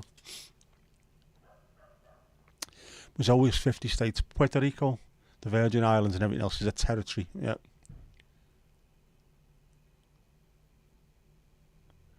You've only left your country for a day trip in France. You couldn't wait to get back home. Yeah. We went through France. One of the best holidays we had was there was 56 seats on a coach. 4 people were from another family. That was it. The other 52 were all our family.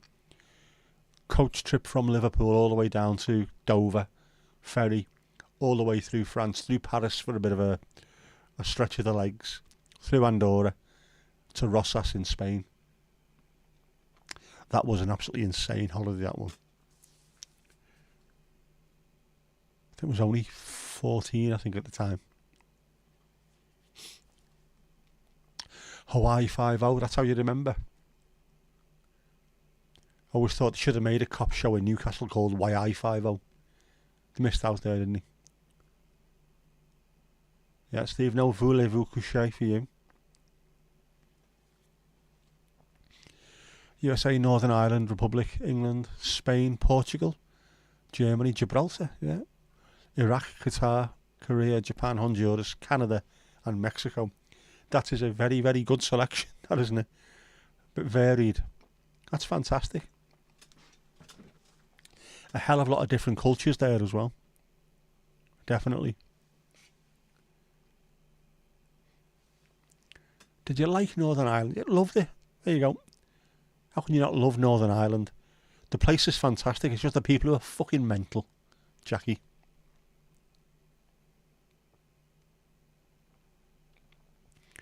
Yes, learn hello, please, and thank you for wherever you're going. And also 2 beers and where's the brothel? That's all you need. And it'll get you around the world.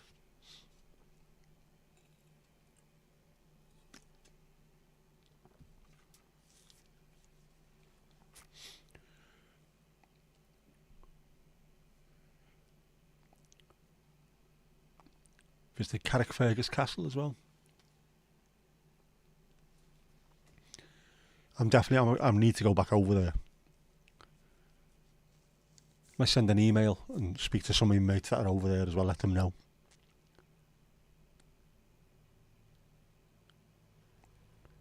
Yeah, Northern Ireland is a proper gem of a place.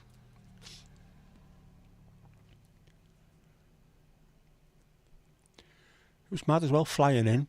It looked familiar. The first time I went, it looked familiar. You have to be mental, it's in your DNA, it is.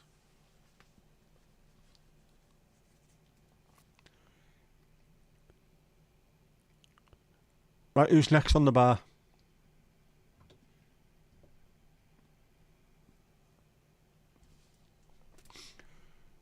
Who's doing the next shift? Who fancies earning some tips? Joey's making more weed. There you go, happy days. Do another trip to Belfast and Liverpool for that matter. You should. Fantastic places. I do miss going into Liverpool. Genuinely.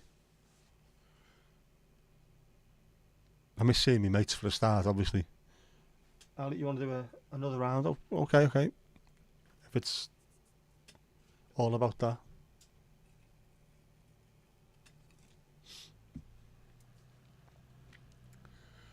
It will keep you out of trouble. I sincerely doubt that.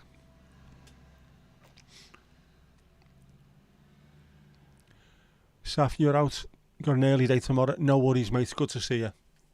You take care, bud. Ciao for now.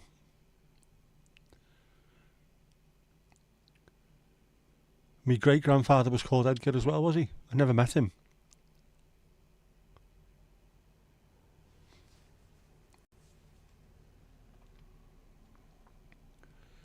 I know there's on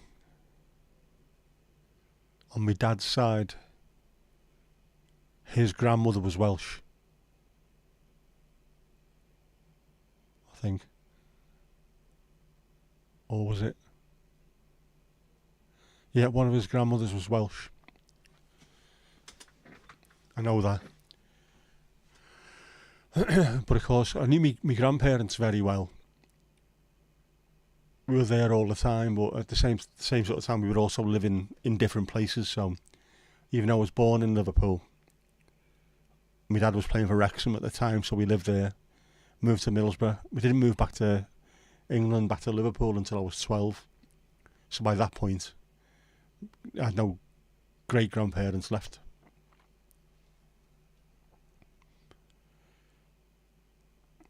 Grandfather on your dad's side was Welsh. Related to Tom Jones of all people. Is that common? Well, it's not unusual. Yeah. I think the Welsh are quite similar to the Irish, aren't they? In as much as they got absolutely everywhere. Travelled to work and then stayed where they were. Sorry if I joke.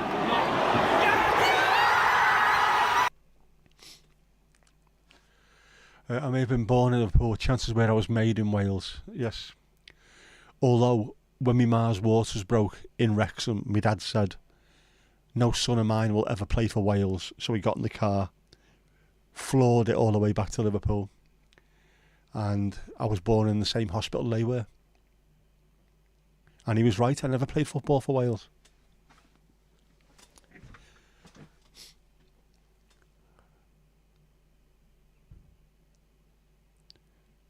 And I almost almost got a Welshish name. They were going to call me Gareth until I was born, at which point my ma was just off her tits on morphine or whatever it was they were giving her. We're going to call him Nick. What? Where did that come from?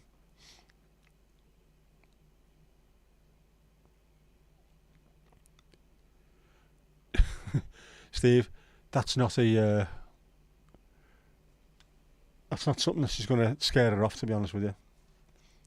Jinxie as well. Tom Jones syndrome. Yep. Definitely worth a dad joke, that one.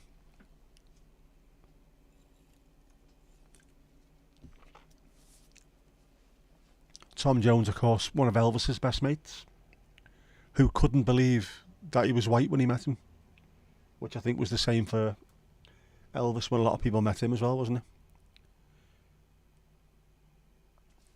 Because of the voice.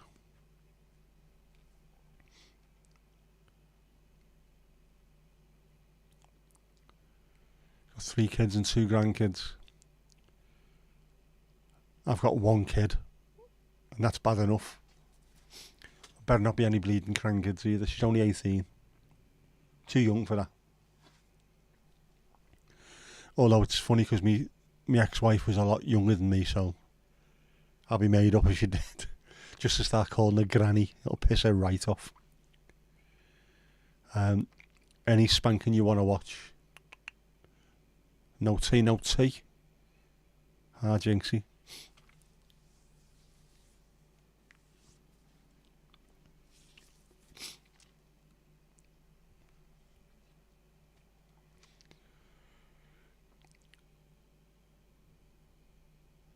My mum's 71 and has gone back on the pill because she doesn't want any more grandkids.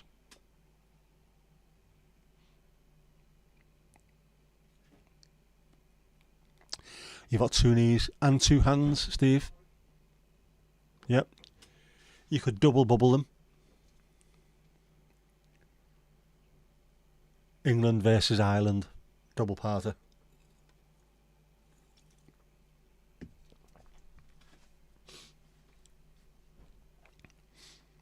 It's never a punishment if you like it, though, is it? You say punishment, I say treat, etc. Yeah. You have a large hand. Just the one. Please say it's more than just the one. You're not Jeremy Beadle, are you?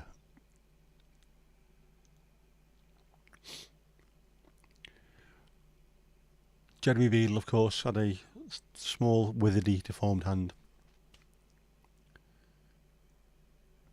As the joke used to go, Jeremy Beadle's only got a little dick, but on the other hand, it is still light out, isn't it, Jinxie? That's proper daylight, just normal daytime now.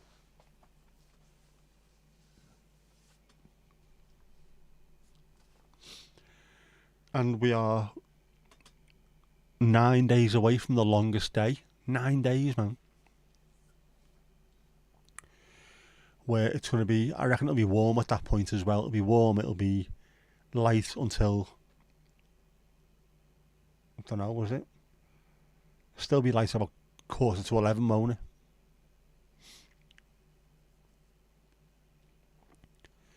Still bright there. Of course it is. You're in the same place, Ali. I know you're a little bit further south, but isn't it weird? I mean, I'm a little bit further east than you two are, but as I said this before, haven't I? We're all in the same time zone. Steve's far further east, so it'll probably be a little bit darker there before it gets darker here, and yet it is all exactly the same.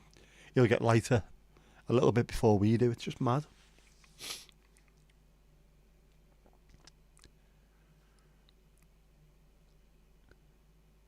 Yep. Your lovely hair lighting up the countryside. It's not ginger, is it? It's spun gold. That's what that is. Spun gold.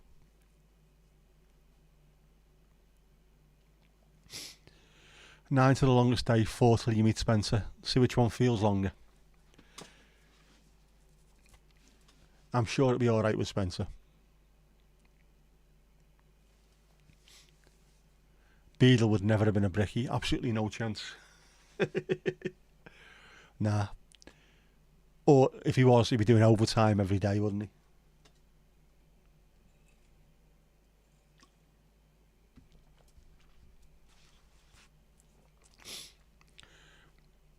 Where are you meeting him? Where's he coming from? I know he's been in... oh, Mandy said he's in Newcastle, is he? Is he coming down from Newcastle to Manchester? Don't be feeling Spencer unless he consents. At which point you can embrace the suck. And he's over 21. Maybe it was hidden in plain sight all the time.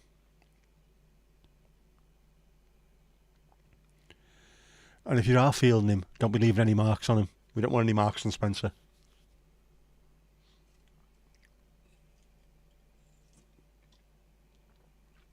That is good stuff, that, man.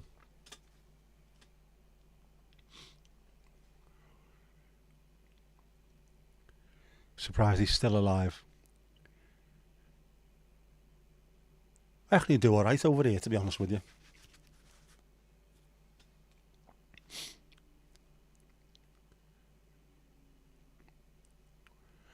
Has he said anything about the Tesco meal deals yet, though? Has he done that?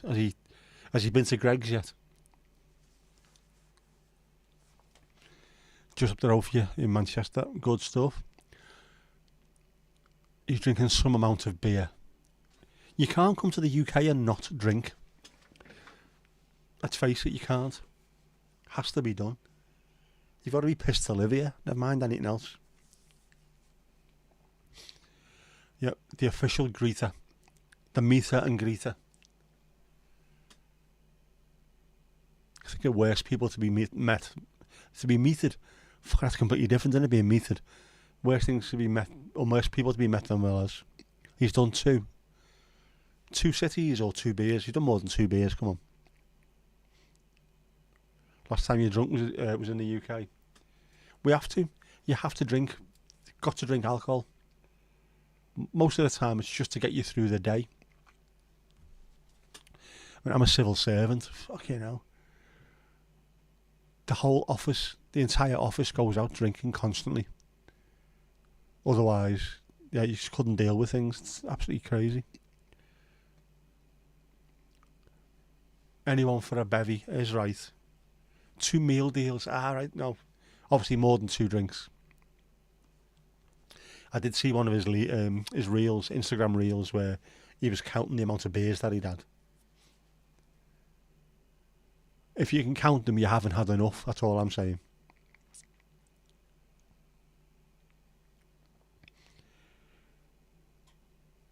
You met Joey at the airport, but you meet Spencer at the train station. Is he coming from Newcastle? Because you will come into the airport, the train station, Piccadilly, isn't it? Normally. I'm sure that's where we went through.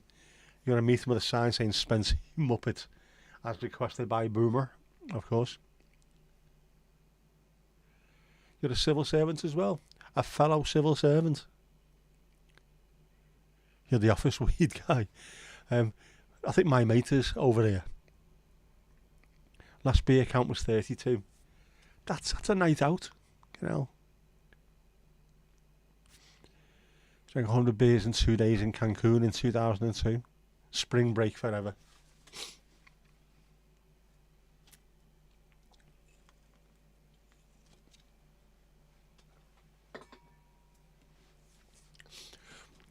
I'm still not missing it yet. Ali. It's going up, it's going up, it's going up, it's going up, it's going up, it's there.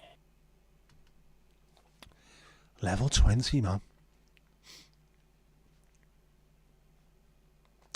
Are civil servants allowed to smoke weed? I don't think we are. I don't. I don't think everybody who's a civil servant behaves in the way that they should do. I know quite a few people who are a bit... yeah.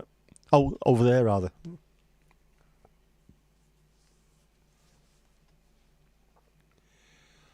It's a grey area. They don't say anything because it's legal in your state and you are a vet, right? Yeah, so they won't say anything then, will they? At all. You don't want that kind of piss poor... I can't even speak English today. What's wrong with me? You know, people coming out and saying this is what my work has done to me, despite the fact that I am a vet. They hate stuff like that. Bad publicity, man. You're going to cover the Gregs if he hasn't had it just before you hit the pub. always good before you start drinking. Get a Greggs in you. Vets can do whatever they want in the States, pretty much. If you're willing to go out there and defend the country should defend you, really. Greg's spoiling him. Yep. Not sure where he's coming from, but it's at Victoria rather than Piccadilly. Maybe it isn't Newcastle then, or is Newcastle going through at least two of them? What comes through Victoria?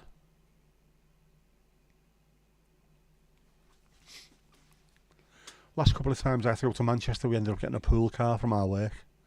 Just drove down the East Lancs, and it wasn't even Manchester, to be honest, it was Salford.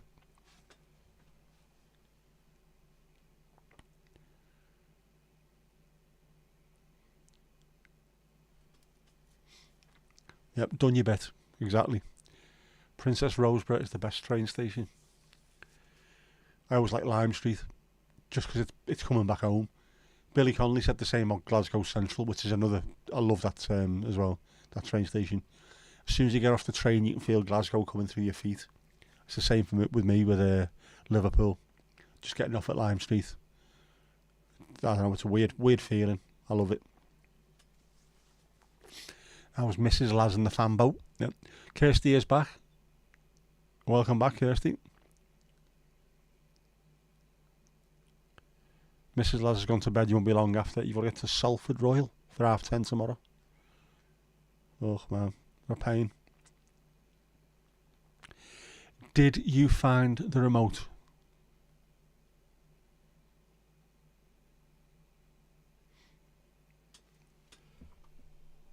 And when you did find it, was it still working? Was it in pieces?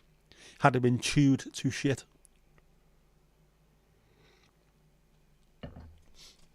Is Joust on a naughty step again?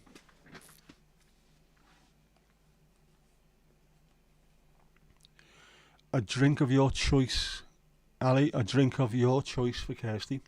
Anything goes. Oh. I am going to sneeze at some point. Just letting you know, I am going to.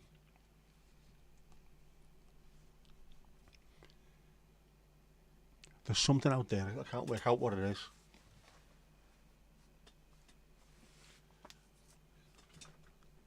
It might be something rotten. When it rains for a while, or it's been sunny for ages and then it rains for a while, you end up getting spores coming up from all kinds of stuff, don't you? You found the remote and surprisingly it was still intact and working. But the last orders bell, what? What's last orders, man?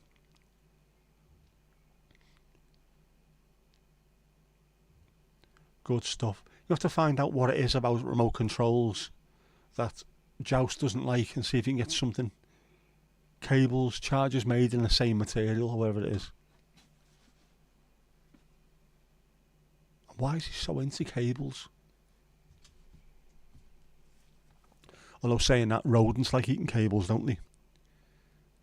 Because, I don't know, does it keep the teeth sharp or something? Google how to stop cats eating wires. There are sprays to stop it, or lavender oil.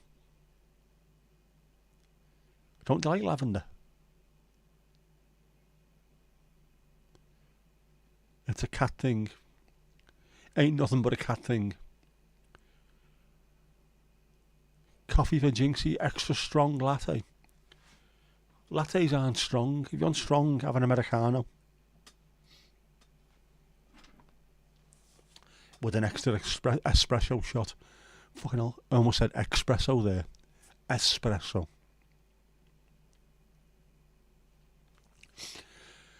One second, the Sebastian Vettel is just boiling. Yep. Very, very useful information with a certain cat. A certain evil cat. Back of the right hand works as well.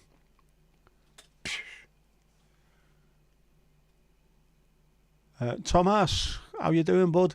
Last orders have been called, but you know what we're like in here. Keep watching the skies. How you doing, bud? How's things? I've been drinking that tonight. Alcohol-free Asahi. It is very, very nice, very tasty. The snorkel man cometh, so to speak.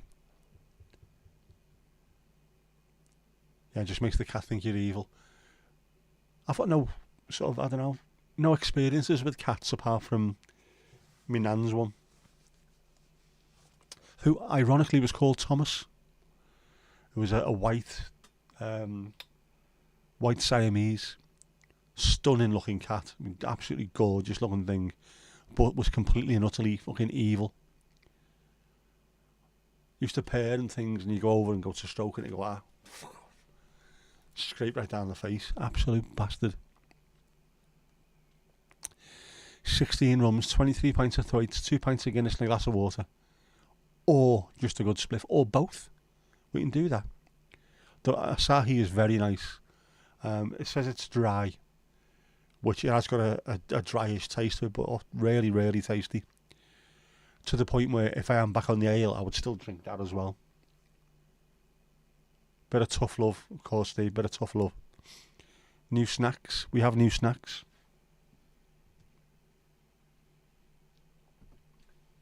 We do. We've got old school Jaffa cakes, snack pack Jaffa cakes, bit of blood orange flavoured. The proper full grab bag of Nick Snacks. All very tasty. Salt and vinegar McCoys. Oh, never mind last orders.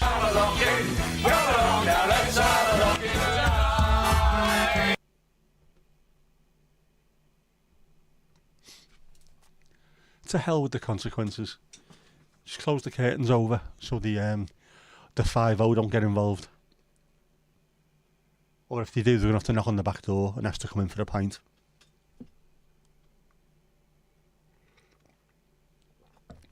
Salt and malt, McCoy's salt and malt it is, isn't it?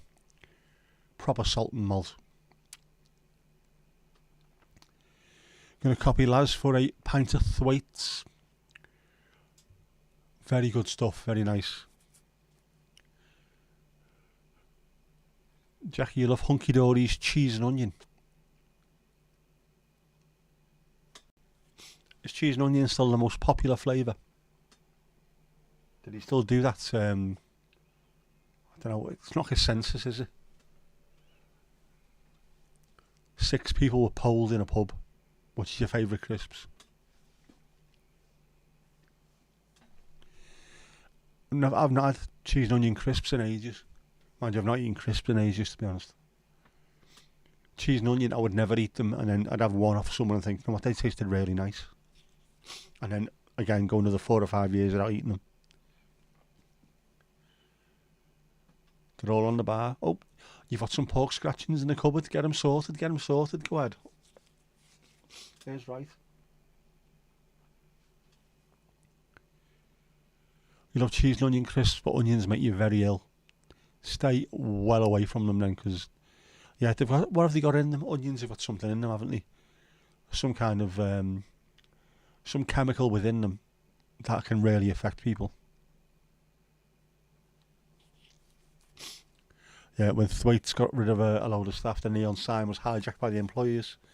The T was lit, as with the WA and the second T, as well as the S, with the others left in the dark. Because that's exactly what they were. Complete and utter Thwaites.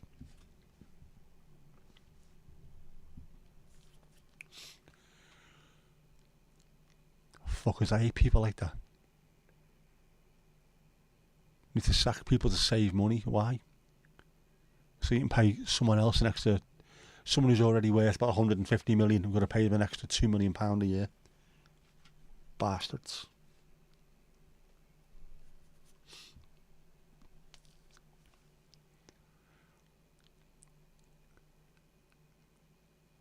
No spicy rib knickknacks. And if we're talking salt and vinegar, it has to be discos. Ooh. Discos or French fries. The little sticky crisps. Anything onions, you also get a tingling sensation in the mouth. Dodgy. Frisps, fucking hell.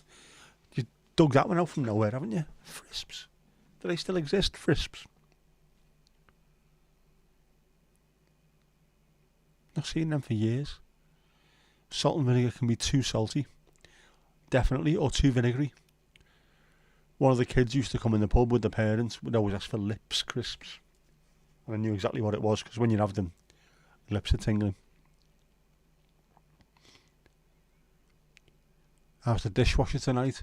Apparently, the dishwasher was blocked last week with one random sock. So we think we know where that came from. Got it fixed, yeah. You're a snack connoisseur. Worcester sauce French fries. What? Did he actually do them? I always thought it was just plain cheese and onion or salt and vinegar. Plain in the red. Cheese and onion in, is it the blue with them? Green for the salt and vinegar. Ready salted chipsticks or squares. Go on, squares as well. Man. Do you know what? I could munch them right now. Ready salted squares.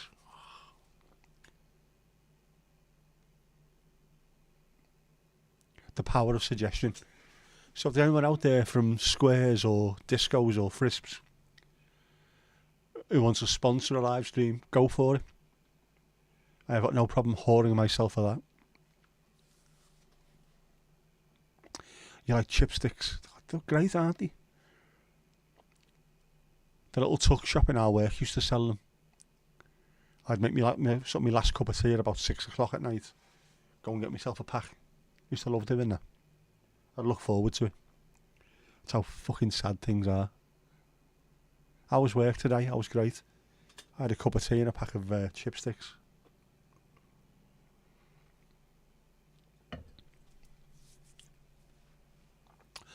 Salt and vinegar Pringles are nasty.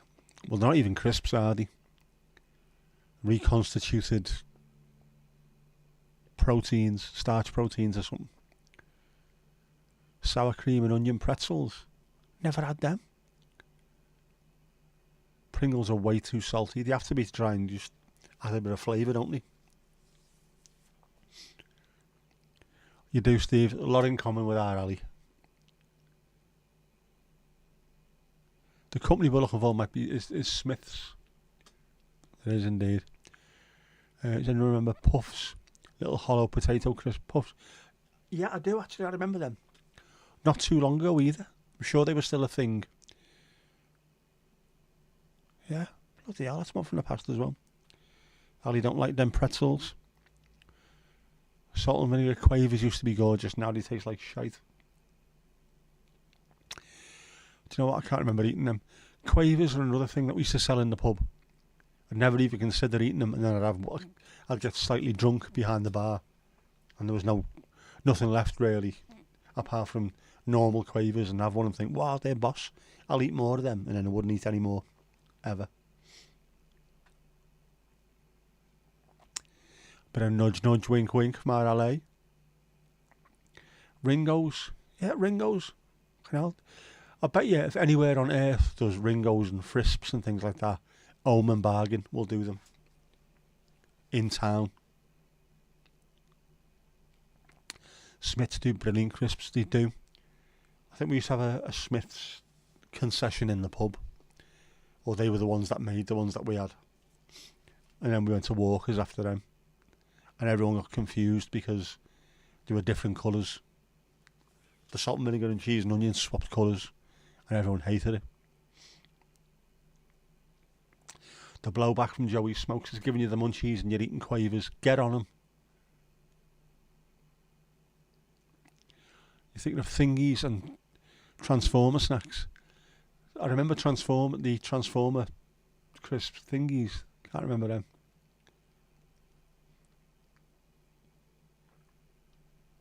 Puffs were little hollow pillows made from rice. I'm sure I've seen them not too long ago. And now when I say not too long ago, it's going to be 20 years, isn't it, or something? That's what normally happens. You say to someone, I seen that the other week, and you look and you think, oh no, that was 8 years ago, that mate. Dickhead. Yeah, be careful, Jackie. Remember, Chub Club? The first rule of Fat Club is don't talk about Fat Club.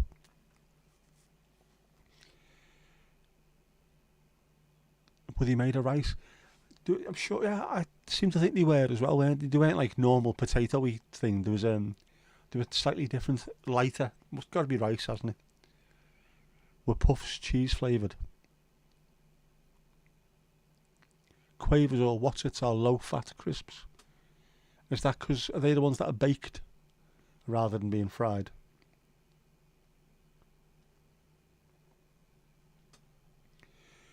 As far as you know, they were. You could be wrong, but don't admit it. If you say it with enough conviction, lads, no one will know the difference. No one will go and check. So yes, they were made of rice. End of story.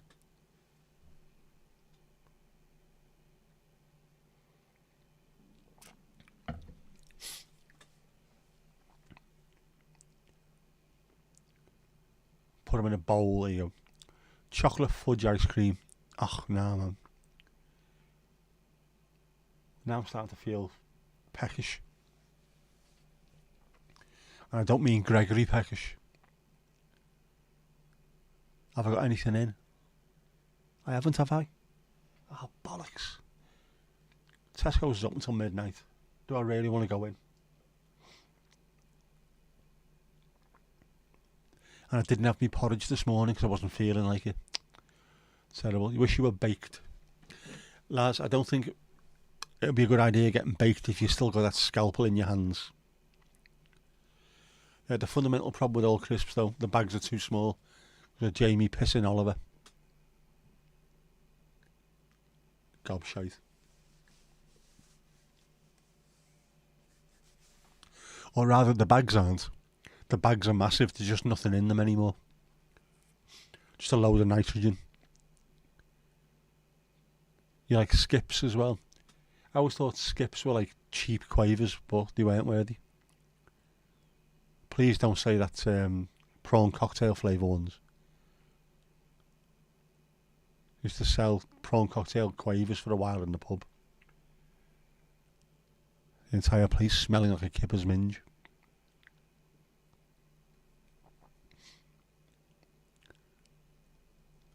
Full of air, yep.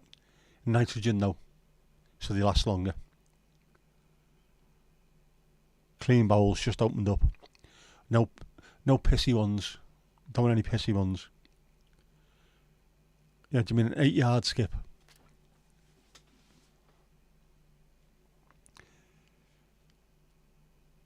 Two packs of scratchings gone. It sounds like you've inhaled them. Alright, so that's been put down. The blue paint and the brush is now up. Safer for you. If you want to get baked now, you're okay. You're not going to slice off a limb. Quaver cheese, you're eating 16 grams. Skips like mini prawn crackers.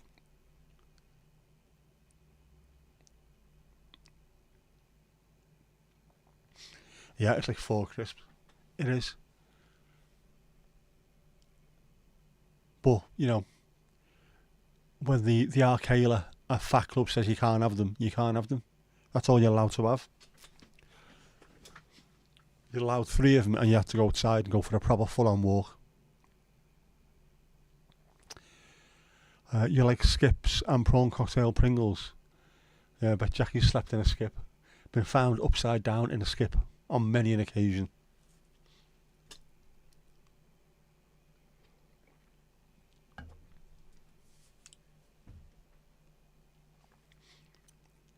We filled a skip with the detritus from an old pharmacist's shop in Birkenhead, owned by a lunatic Irishman, funnily enough. All the stuff that was downstairs in the cellar, you should just chuck it out. So we can't chuck all this stuff out, there's chemicals and stuff here. Just chuck them out, throw them in the skip, it'll be alright. Well, we did, and the skip got halfway down the road and blew up. Because it was full of chemicals that shouldn't be put together. He wasn't arsed. He was pouring ether down the outside fucking toilet. It still had an outside toilet, that's how bad it was. Had inside toilets as well, obviously, but yeah. just down the road from, is it Oxton Cross? We ended up going for a pint in Birkenhead. Was it Weatherspoons? And there was a load of big American wrestlers that were in there. They come over. It wasn't WWE or anything, but it was them lot, big fuckers coming over in the same pub as us. Oh, hang on. Jinxie. It's going up, it's going up, it's going up, it's going up, it's going up, it's there.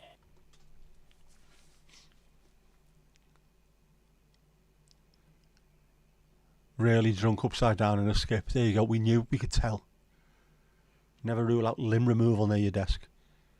Scalpels, retracting craft knives, and now the killer quill. That's a hell of a name, that, the killer quill. I like that. The Quiller. Laughing at the idea of Chub Club Arcala. Yeah. Thought for years people were talking about Arcala. How's Arcala doing? Need health and safety training. Oh, no one needs health and safety training. Let us just get on with it. John Laird or Brass Balance. This is going back a while ago, this, so probably fucking out over 20 years. We were still in the pub at the time, so it must be about 25 to 30 years ago. It was over the road from the pyramids.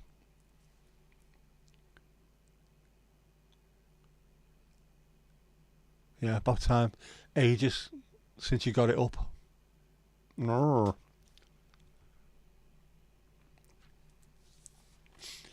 Yep, gotta have called a killer quill, Freddy. It's for super fine lines. It's definitely going up, Jackie, if you ask nicely. Our Ali's back to being a lioness. That roar does sound very camp, that though, doesn't it? Roar.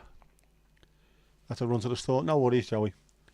I'm giving Steve a hand. Oh, yeah, the pyramids. Oh man, yeah. I'm sure the chemist was up in Oxton Cross, is it?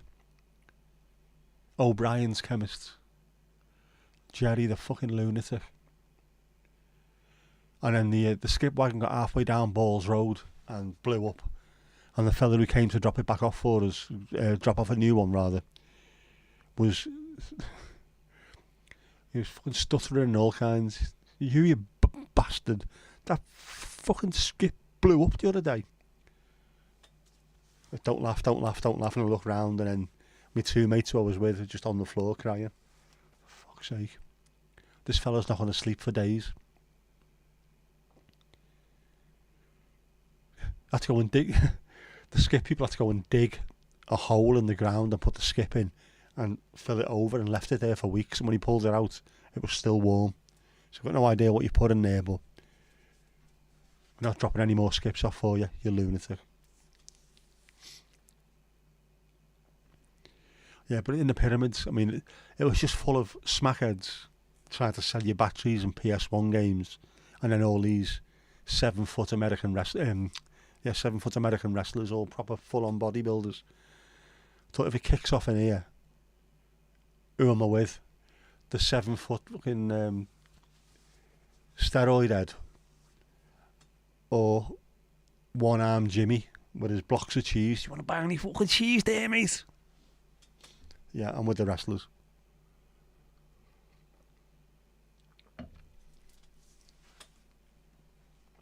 Sounds like it would have been the Laird. You'll know what it's like. I think someone came in and they had, do you remember, it used to be called a tut and shive. They had tut and shives where when you walk in there'd be like a toilet stuck to the ceiling or bikes on the walls and shit like that. And they had little sweet bubblegum machines and things in them all the time.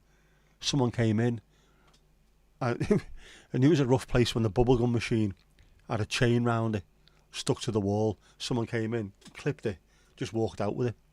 Fella shouting, "You can't take that, fuck off, lad." I think you'll find he just has. That was a rough ass pub, that, like. Proper rough ass. Anyone seen the llamas tonight? Their absence is suspicious. I think Jeff has been cooking them back up again. Just ate a Hostess cupcake. Cupcakes, ooh. I could go a cupcake. We haven't got any though. Yeah, for those further afield, the Pyramids is a shopping centre in Birkenhead, the 8th wonder of the world. It is rough as a bear's arse. The Balls Road. It just stopped halfway down, and he said in the middle of the road, like a mushroom cloud coming up off the back of it. People beeping. Get out the way. I'm not getting out the fucking way. You've seen the state of this. Yeah, Jerry pouring ether down that toilet. It's going to go into the Mersey and it's going to kill everything in fucking sight.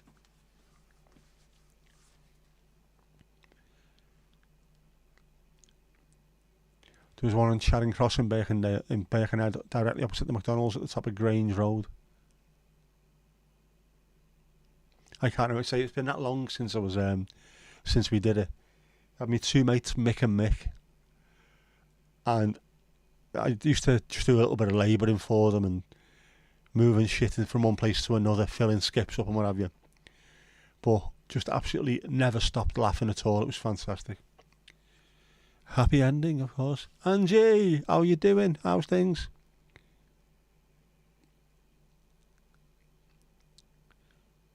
You've been sick all day? Ah. Oh. Well, hurry up and get in. We can... I've sorted out a new hot tub. There you go, Angie. Brand new hot tub. All sorted. The DNA from the doggers has been scraped off. So you'll be alright in there now.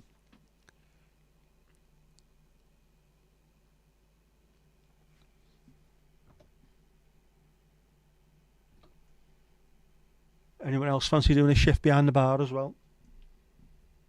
Our rally's been on for about 6 hours now.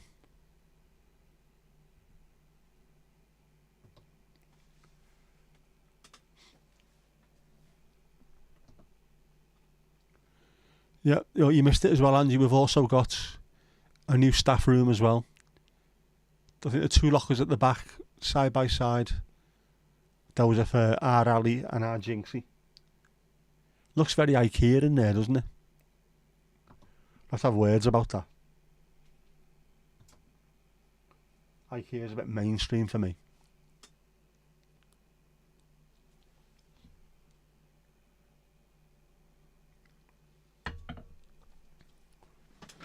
I don't get IKEA either. Well, I do. I get the cheap shit. You know, but I don't get the people that drive there on a Sunday to go and eat meatballs.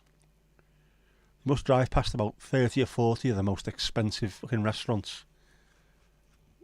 Michelin starred restaurants. So I'm going to get meatballs. Fucking dick. Yeah, the sofas are very wipe clean. They have to be, unfortunately. And there's a big sign outside saying black lights not allowed.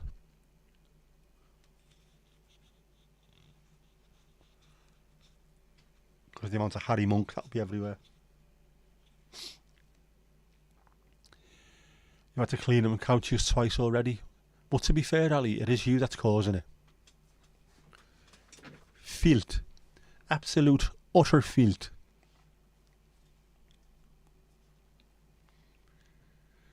You studied in Warrington, the natives had a weird draw to IKEA. That's because for people in Warrington, that was like the promised land, wasn't it, IKEA? It is a mad place, Warrington. My ex-sister-in-law moved to Warrington. And she got kids to a lad in Warrington. And then they split up and she stayed. And now she's married to a fella whose surname is Ashcroft. Which is not confusing. Not related.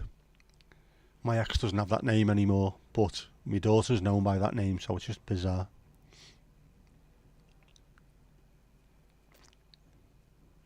You've seen Angie in person twice with many more meetings to come. Ah, that's nice. It's good that you've all met up as well. I like that. Rather than just being a face on a screen, it's nice that just meeting up. Yeah, of course, in case you spill your drink.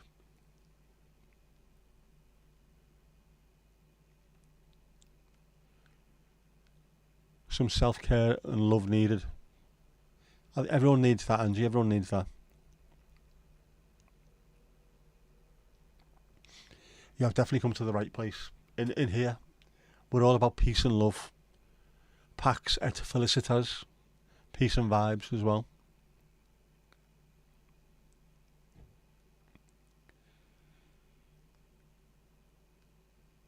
Jackie, you need therapy. Is that the Irish band? Who did? Is it Screamager? 90s Irish grunge band. Is it them? Is that what you need? We can see if we can book them. We might do. Yeah, we do. We love you, Angie. We do. Hugs from all of us. Steve, you wish your couch was wiped clean. Get it sorted, mate. Get a vinyl wrap. Do you want a drink for the hot tub? Get it sorted. And it's not just you on the couches. I know. But you are always there on the couches. Just saying. Buy baby wipes. I've always got baby wipes to hand, which came from being in hospital. Looks weird though when you go in and buy them. Buy them. Oh, have you got a baby? No, she's 18. What? I'm weirdo. Wish the cat hadn't clawed your sofa to death. Oh, man. We had one cat, that's what I remember, when we lived in Wrexham. One cat called Marmaduke, this little ginger cat. Little fucking ginger's causing trouble. And it absolutely clawed the leather sofa to bits. So we never had another cat after that. Laz, it's you. No worries. Good luck at the hospital tomorrow. Screamager and Teeth Grinder, that's it, yeah. Seen them live about 6 times. I like them.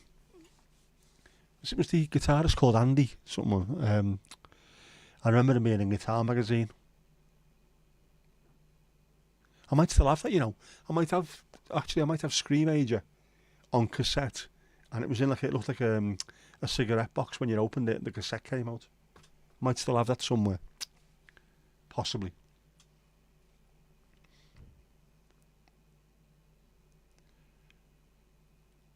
Yeah, please be good on the couches. You like to let's get your head down. Unfortunately, Jackie, getting the head down is what causes the stains in the first place. Man, you'll have to organise Ashfest at the pub. Definitely. We can get a gazebo outside.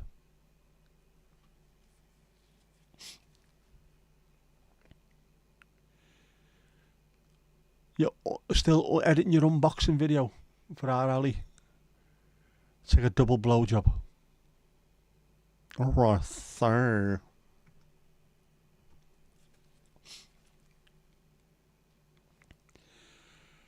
If I'm buying baby wipes, it helps to buy other items to spare any embarrassment.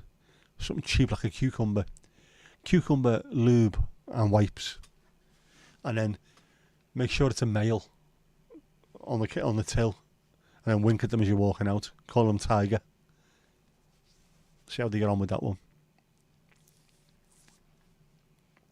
Yeah, Saf's not here, so you're not sure about the blowjobs. He am the man. Andy Cairns, that's it, yeah, Andy Cairns. Used to have the goatee, didn't he? I liked him. I might have to stick that on the old Bears Paws jukebox. Throw it in there.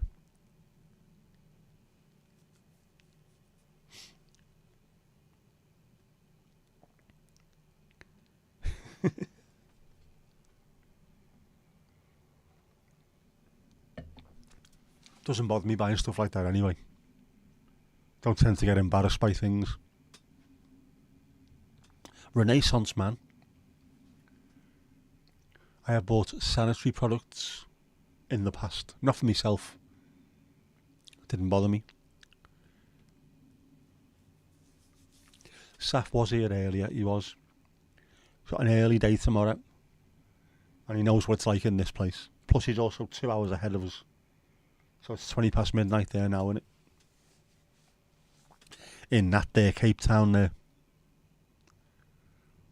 Will he be able to sleep though? You know what it's like in his back garden. The sound of the animals in the jungle of a night must keep him awake all night. Howler monkeys and things like that, lions ripping wildebeest apart. No wonder he can't sleep.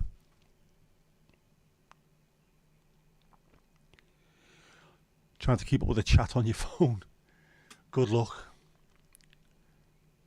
It's one of the reasons why if I ask something like for music or something, stick it in the chat. It means the outside chat, not this chat, because it's impossible to even find anything afterwards.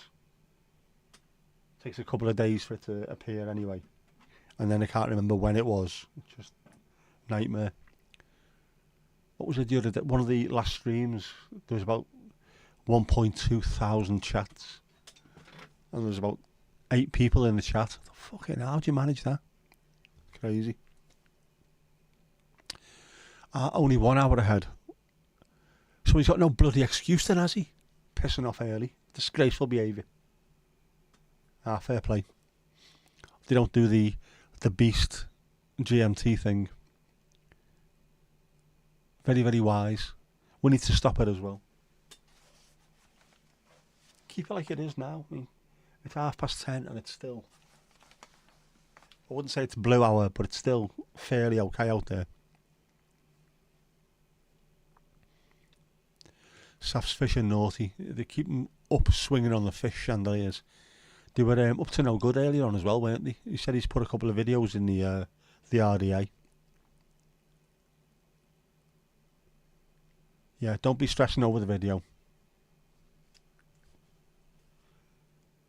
Get yourself feeling better before you start stressing over anything.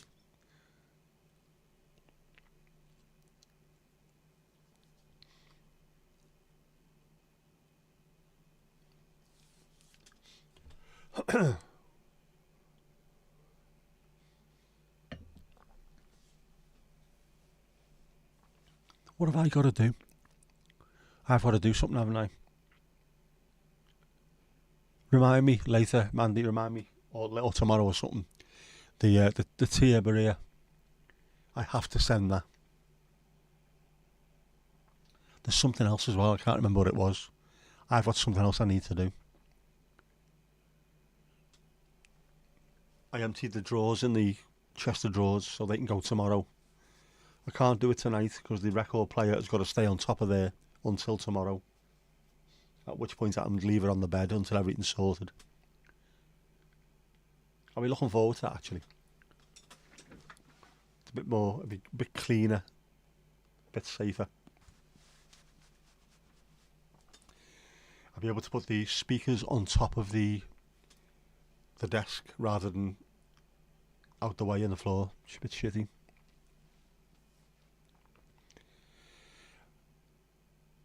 Yeah, Mandy's the PA. She is. Because she's here for every stream and writes things down, I know I can rely on her. If it's down to me trying to remember things, I've got no chance. Absolutely no chance. You know what it's like with my explodey brain.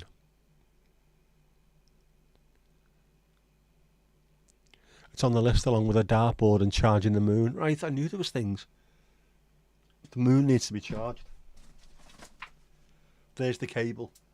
There's the moon. Why wasn't it charged? I'll tell you why it wasn't charged. Because I'm a fucking idiot, that's why. Right, the dartboard I have got as well. Why wasn't the dartboard up? I've done something, haven't I? I've done something when I was about to send the dartboard and then just never got round to it.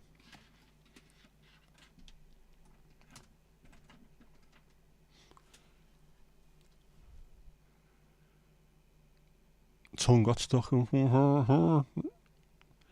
Sorry. Mandy's the landlady. She's the assistant manager, the online wife. Someone that reminds me of things. Genuinely, my memory. I'd say how bad my memory is. It used to be great. I could always remember where I put things. Now I can't. I'm normally pretty good at creating a story in my head. When I put something down, I know where it is because I remember putting it down. Little story in there. Now it doesn't matter. I can put something down and 5 minutes later, I've got no idea where it is. And I don't know if that's just age or the stroke or age and the stroke. Provided us snacks as well, definitely. I am old, proper old, but up until a couple of years ago, before Explodey Brain, I was alright. I could always remember things. Now I still can remember things, but just not stuff I need to be remembering. It's useless information. It's stupid. I can remember all the stuff I don't need. I just can't remember the stuff I do need. It's bloody annoying.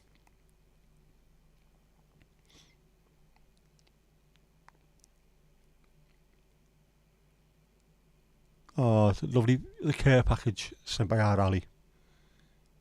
She's a good one, is our Ali. Good on you. That's what we like to see. One of the main things about a pub, of course, is the community spirit.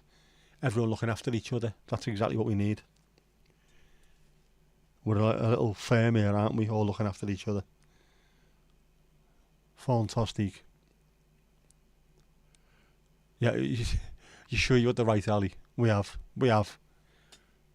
It's just us. It's the males she's not happy with. Well, you know what I mean? Age plus stroke for memory, yeah. Fatigue and stress can contribute to memory changes. Yeah, have regular homes for places. I try and do that. I always have done in the past, to be honest. Because it wasn't even OCD, it was just, that's what that is. That's where that goes. It was just, everything should have its own little place, but even now, I put something down earlier and I can't even remember what it was I put down or where I put it down.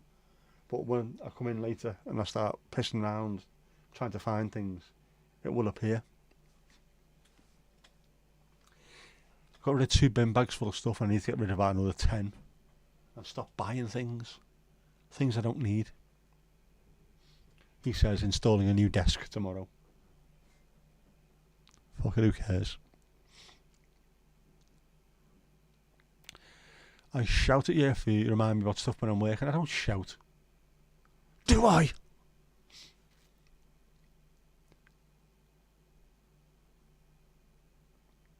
Yeah, some bosses are horrendous. I'm not a boss. It's not how it runs in this place. Just I've got a license, my name's over the door.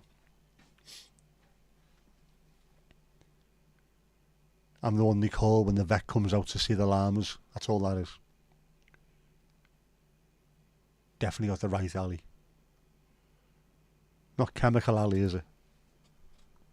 Or Comical Alley. Remember him from the first Gulf War? Comical Alley.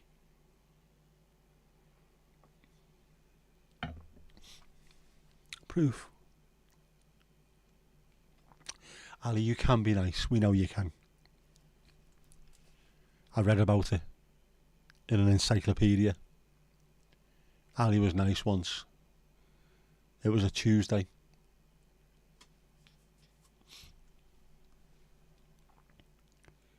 There you go, ale all round. Fantastic. That's what we need. I still haven't sneezed. It's been there waiting constantly, but it hasn't gone yet. You won't be giving her orders. No. That was gentle cajoling. And trust me, I'd rather be doing Bears Paws stuff than work, actual work. There's been times I have to do loads more on the phones as well. So I can't even just pretend to be doing stuff and quickly sort out whatever I need to do on here. I have to wait until I've finished to do that. Which is a ball ache. Yeah, once upon a time, back donkey's years. A long time ago when you was fab.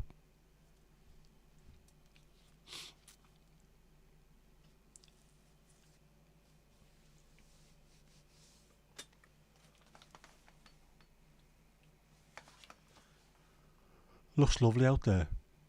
Really does. Looking out towards the west. Still a bit of light. The clouds looking dark. Skitting above. Fabulous.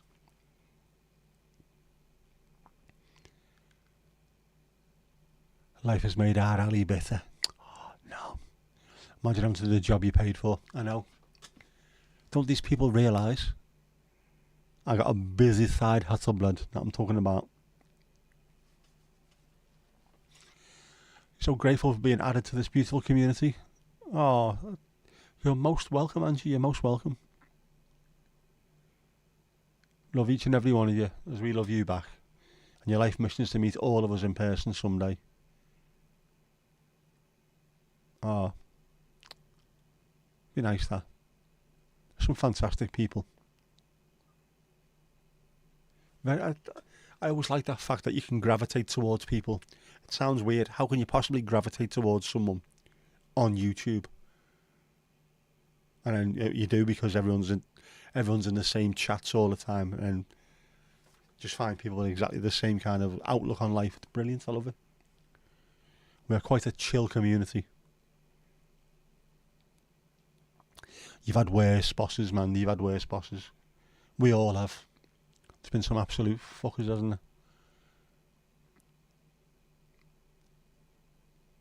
Very sweet, definitely. Yeah, yeah, Jackie. Yeah, been there myself. Luckily, most of my bosses have been sound. One or two have been not the best.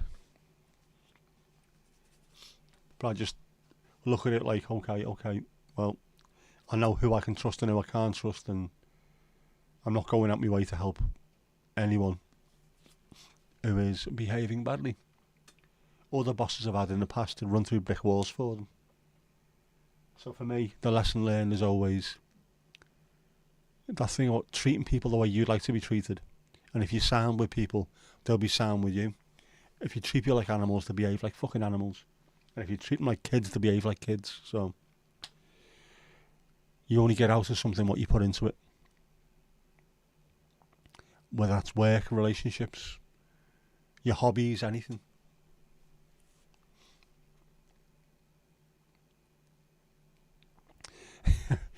Not sure about meeting us. There's some nutters in here. See, there is, but I think everyone's nice. Genuinely. I think so anyway. Your boss now is fantastic, Jinx A. Can't go wrong with that. If you get on well with the people you work with, it makes things easier. Just say, if you don't, you get on with it, but it just doesn't make it feel anywhere nice, does it? Be sound, man. Be sound. That's all you need to do. Be sound. You'll always be the lady with the purple. To Mandy, yeah. Yeah, and watch out for Steve. He's very, very, very fond of spanking.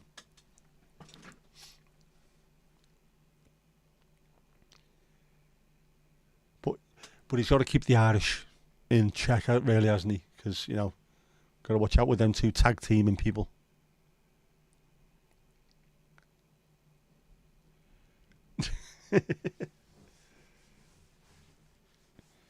They are mad, but in a lovely way. And yeah, Kirsty, we are nice, we are. It's a good group of people. I am very thankful to be part of it. And it's genuinely helped in the recovery. Days where I've not been feeling great, I've jumped into a live stream, of someone else's live stream, and just been chatting to people and come away from it feeling so much better. It's a lovely thing to happen. So I'm grateful for it.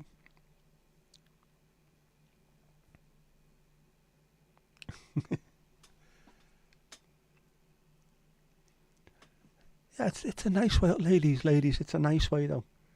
The crazy Irishness. We know we love it. So we look forward to this all the time, don't we?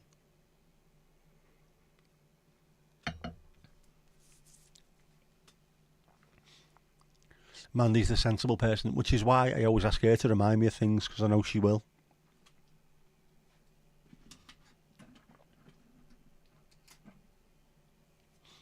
Despite the fact that I'm sat at my work desk as well, and I've got pens and pads everywhere, I never write anything down. Apart from that, which is of no use to you whatsoever. 5-bar gate. Spanking and double teaming. That's why you fit in so well. There you go, Angie. You found your level here, girl. You found your level.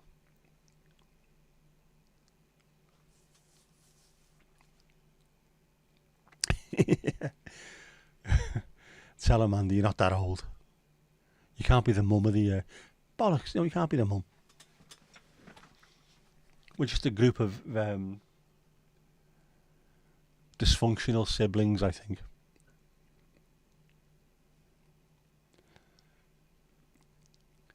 Yeah.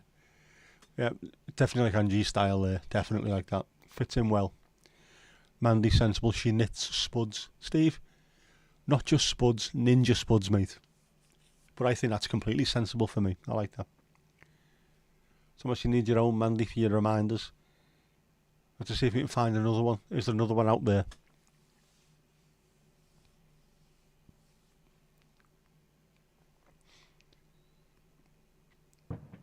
Oh. Is that fireworks or is someone blown up?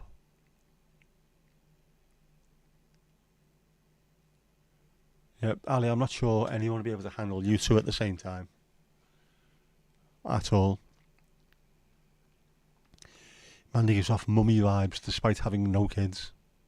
Maybe that's what it is. The reason why. If you have kids, after a while, that parenthood just goes out of you completely. When you've heard the word dad so often, it loses all its meaning, all its love, all its beauty. Dad, shut the fuck up, will you? I haven't got any money. Yeah, Kirsty, you get anything nice for your birthday? Books and smoke. There you go. What more can you ask for? That'll be the skip exploding. That must be a hell of a skip if it's in Birkenhead, and I can hear it from here. 20 odd miles away. Gee, wouldn't surprise me, no.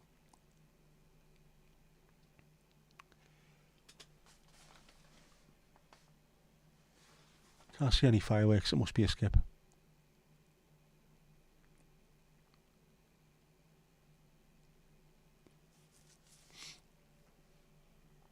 Exploding skips.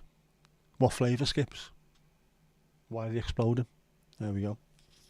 It's all cyclical, this.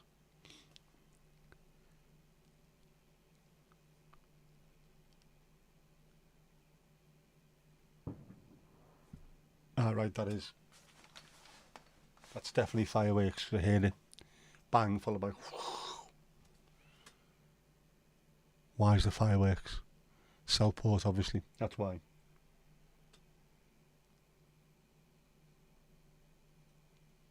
Just constantly, permanently.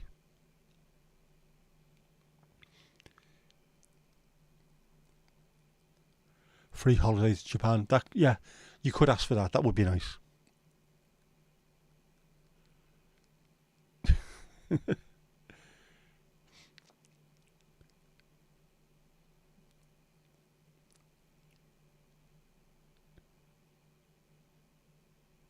To be fair there, Steve didn't say he'd hit you. He just said he'd put you on your ass. Could be something different.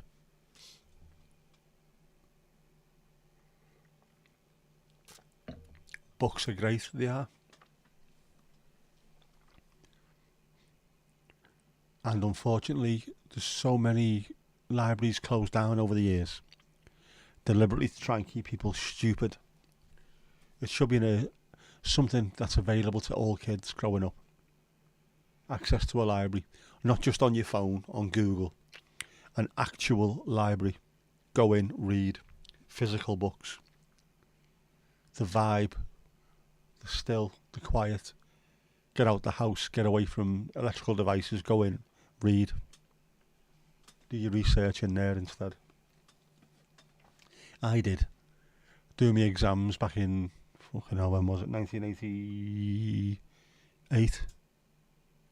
88, 89. Doing all my work, all my research with the Encyclopedia Britannica. Much better.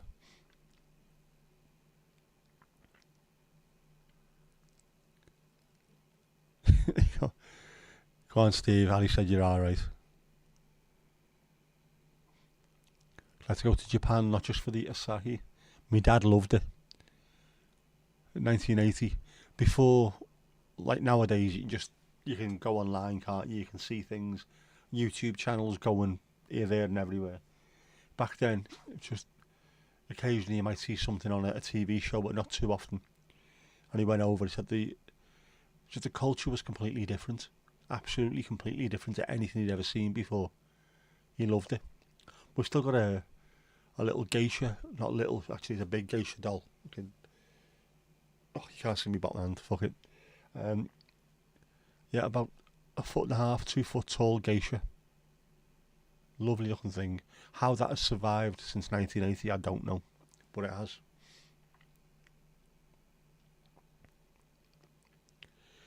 Your mum worked for your area library headquarters for 30 plus years. You breathed books.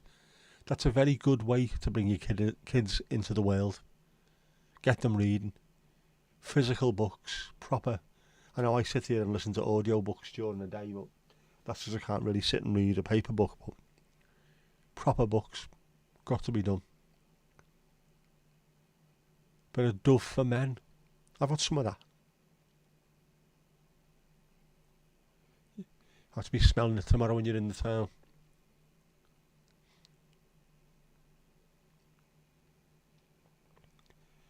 And you're putting your best beer wench costume on to take the next shift. Right, well, here you go. You can have the last little shift. Seems though you've come prepared. I'd love to go to New Zealand. That looks like an absolutely incredible place. There was a brilliant travel show. A couple of Canadian fellas. It's called Departures. And only 2 youngish lads. They made it and they went all around the world. And I think it was done in such a style that it looks better than a normal travel documentary. And when they were going places, they always seem to know someone. They went to Japan. I know a fellow who works here that I was in university with, or going to New Zealand. My mate lives there now, so they're always going places. It looked absolutely incredible. New Zealand looks like it could be anywhere on the planet all at once. Thought it was a bit of high karate. Can't whack a bit of high karate. I love the smell of books in the morning. Any audiobook recommendations? I'm currently listening to the one by Mickey Berenyi from Lush, which is a bit of a difficult listen at the moment because she had a strange upbringing. Not all fantastic. Pat Nevin's one was great. I love that. The accidental footballer. Also been listening to loads of mountaineering ones. Because despite the fact that I'm a shithouse when it comes to heights, I love reading about it. And listening. Ed Vista's, a couple of his lately. He's the first American to do all 14 8,000 metre peaks. And he did so without supplemental oxygen. Genius. Love listening to him.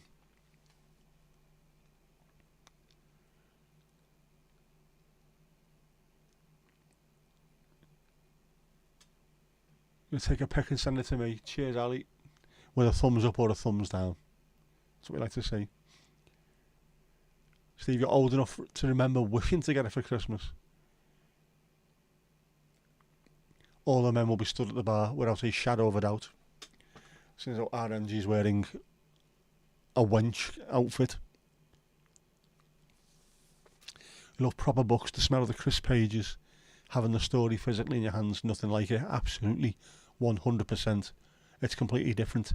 It's tactile, it's touching it. I think the same, the smell as well, the smell of a library, the smell of the paper, just something about that as well.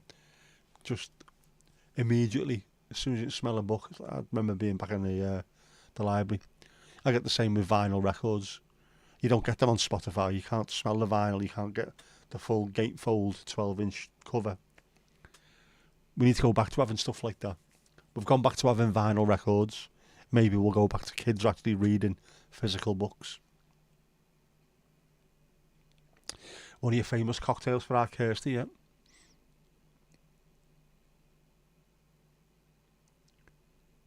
More cocktails and a packet of Jeff's nuts. Hang on, hang on, hang on, hang on, hang on, hang on, hang on. Bit of Jeff's salted paradise nuts. Yes. Jeff looking ripped. Jeff's nuts looking very tasty.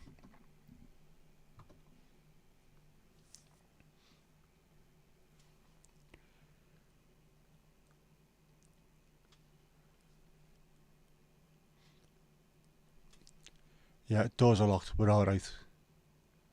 Yeah, the mountaineering climber interest I've mentioned before, Thomas. Yeah, I've seen a bit about Sandy Irvine and his blue plaque this week. Yeah, he's from the Wirral, wasn't he? Find yourself trying to find technical audio books. Audible. I got hang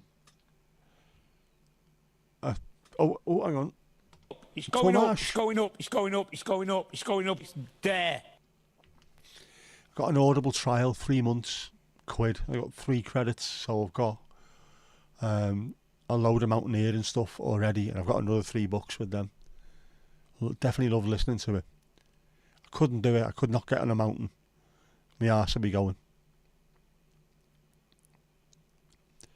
Right, Upton Library, lovely post-war building. Your first library.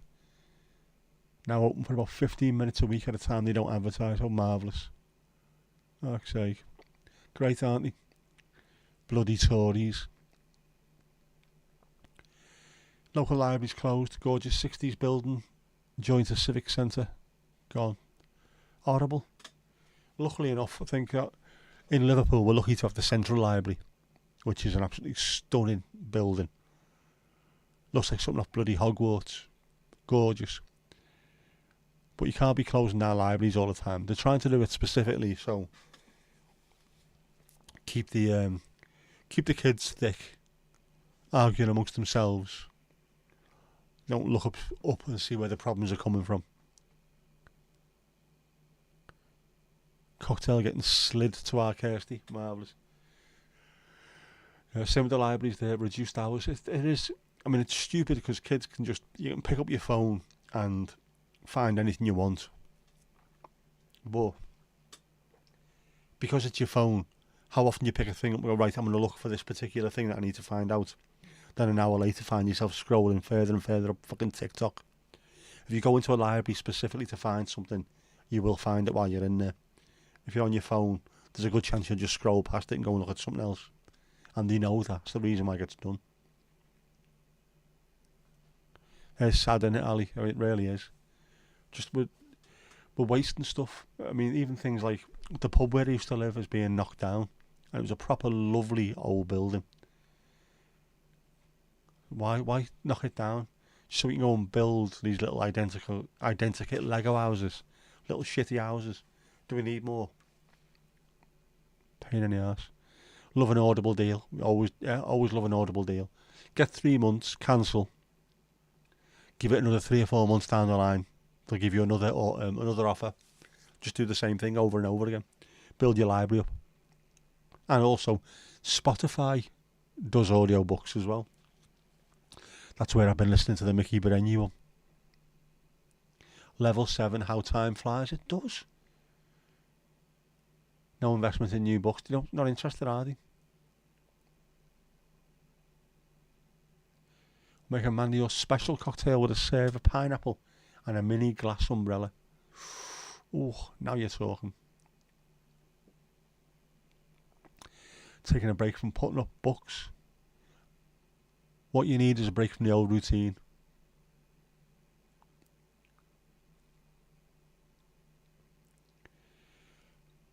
Yes, Andy, your cups do runneth over.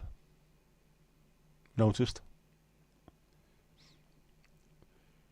Yeah, nothing like the smell of a book being opened, especially for the brand new ones. Lovely, isn't it? It's just, again, it's visceral. I know probably for people of our age, and when I say our age, I know there's a good spread of ages. Those that actually went to libraries and things like that, the smell of a book will bring up memories. Just hate the fact that kids are missing out on stuff like this. Which is why I was delighted when Jess started getting into music and I got vinyl. Bought her a record player for a birthday, I think it was. I started buying a vinyl. Just it's nice that she gets to do the same thing and come round and steal all mine, include me £200 fucking Sunday's album, which I'm never going to see again. I'm sure she sold it to pay for a fucking Tenerife trip, bastard. Yes, Andrew, do you have audiobooks? There's lots of good stuff on there, loads of music ones, obviously. I listened to the Will Sargent from Echo and the Bunnymen autobiography, which was good, despite the fact that he's a fucking copite. Interesting.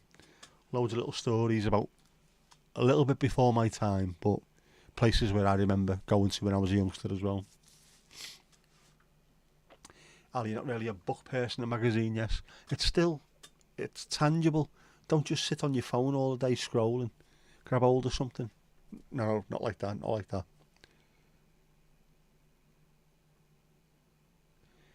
House in the middle of our street. That was on earlier on today. As was House of Fun. Both videos fantastic. What was that on? Was that on? That's TV, I'm sure it was. 80s songs. Fantastic. I love it. Love it. Love madness. Yeah, we know all about your magazines, Ali. Yeah, we know all about them. Langer Monthly and things like that.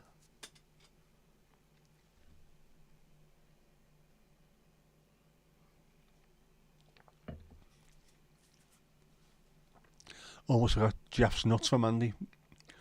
You're tossing Jeff's nuts across the bar. Watch out, they are very salty. Didn't think the top shelves did them anymore. Good job, really, because Ali can't reach the top shelf anyway. Our house is just on a jukebox. Yes, I've seen it in the corner, but it was actually on the telly today, as was House of Fun. Not often I get to see madness. I get twice in one day. Love them videos. Proper, the funny, aren't they? Madness.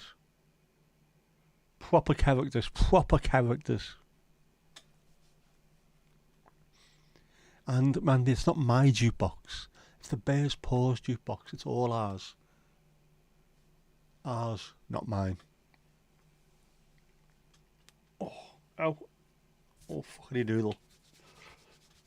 No es bueno.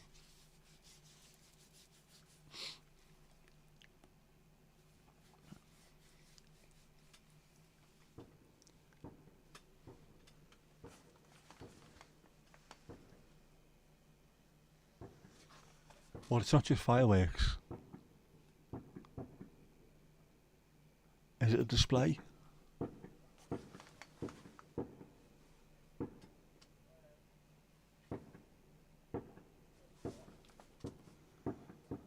don't know, you fucking tell me. This happens all the time in Southport though. Someone wins a fiver on a scratch card, right? 6 grand's worth of fireworks up.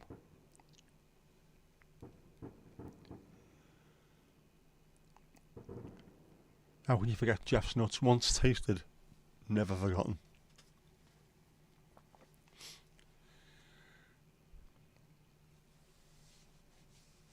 You've got the YouTube playlist but couldn't add a song. You've been listening to Lowly Young's song Messy all week. I will actually write that down. How's that?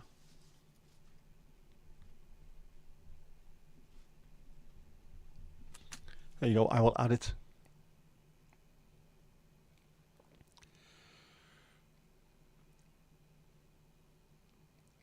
It's really nice that you're still awake at this time, but you can feel yourself slipping. Oh, don't worry. We're about to leave anyway. Mandy's jukebox, she's doing all listening to it.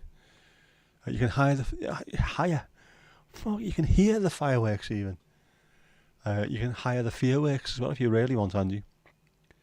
Yes, they're out the loud. They're out the loud and proud. Top shelves, you might be small, but if you stand on a bar stool, you're still small even on a bar stool. Oh, is it the festival? Oh man, yeah. What's that thing they've got? There's something going on in Southport the last few days, isn't there? What is it? Yes, there's some kind of music-y thing, isn't there? Ah.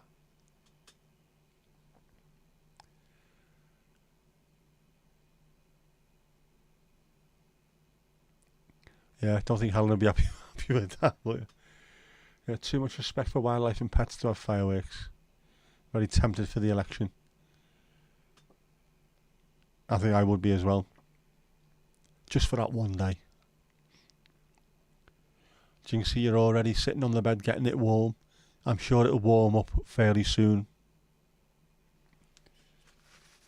Ah, poor Steve. Knackered, mate. Hard day at work today. Setting up a round of drinks for the guests on your tab. Oh, fantastic. Thank you, Angie. Marvellous as always.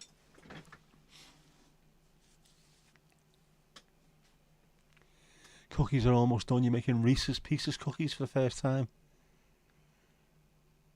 Not sure how strong they're going to be. I'm sure we'll soon find out.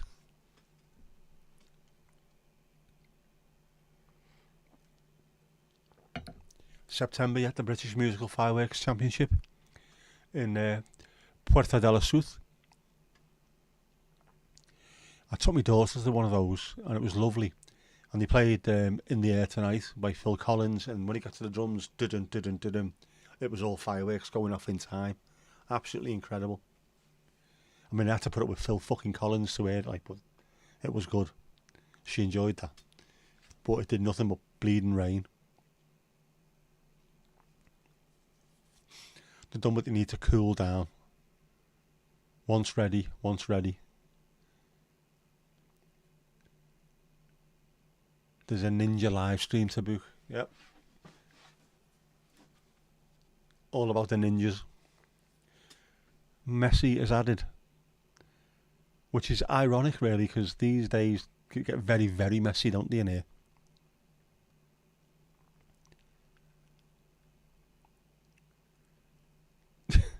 Steve's going to put it on her Arsenal, followed by her arse. Got to be done now, know what I mean? It's got to be done. Ah, well, I've managed to get all the way to 11 o'clock without sneezing. Saw the Liverpool Philharmonic a while ago an open air gig through the 1812 Overture. On the cannon fire, fireworks went off and set off all the car alarms. Are you sure it was cannon fire? Not just Nogsy against Crocky. Nogger Dogs and the Crocky crew going at it.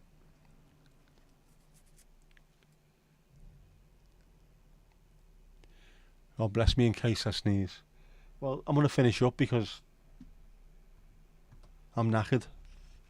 And I need to have a glass of alcohol-free red wine, obviously. And put my feet up. I've got to do something else as well. I can't think what it is. It will come to me eventually. But yeah, you've been boss as always. You are wonderful people, you know that. You really are. You make recovery a fantastic place to be.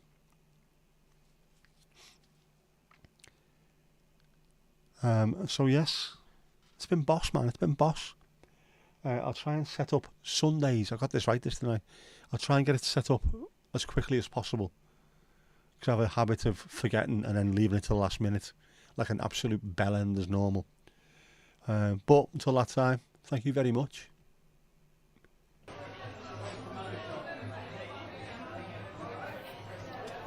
You start making your way outside now, folks, please.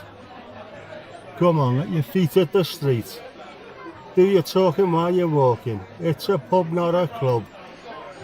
So what, mate? Change for the condom machine. Go and see the lad behind the bar. You better be quick as well. No, know what I mean, getting your change, no. Just go and sort it out, lad. And that's that. I'll see you later. Hoo-yah!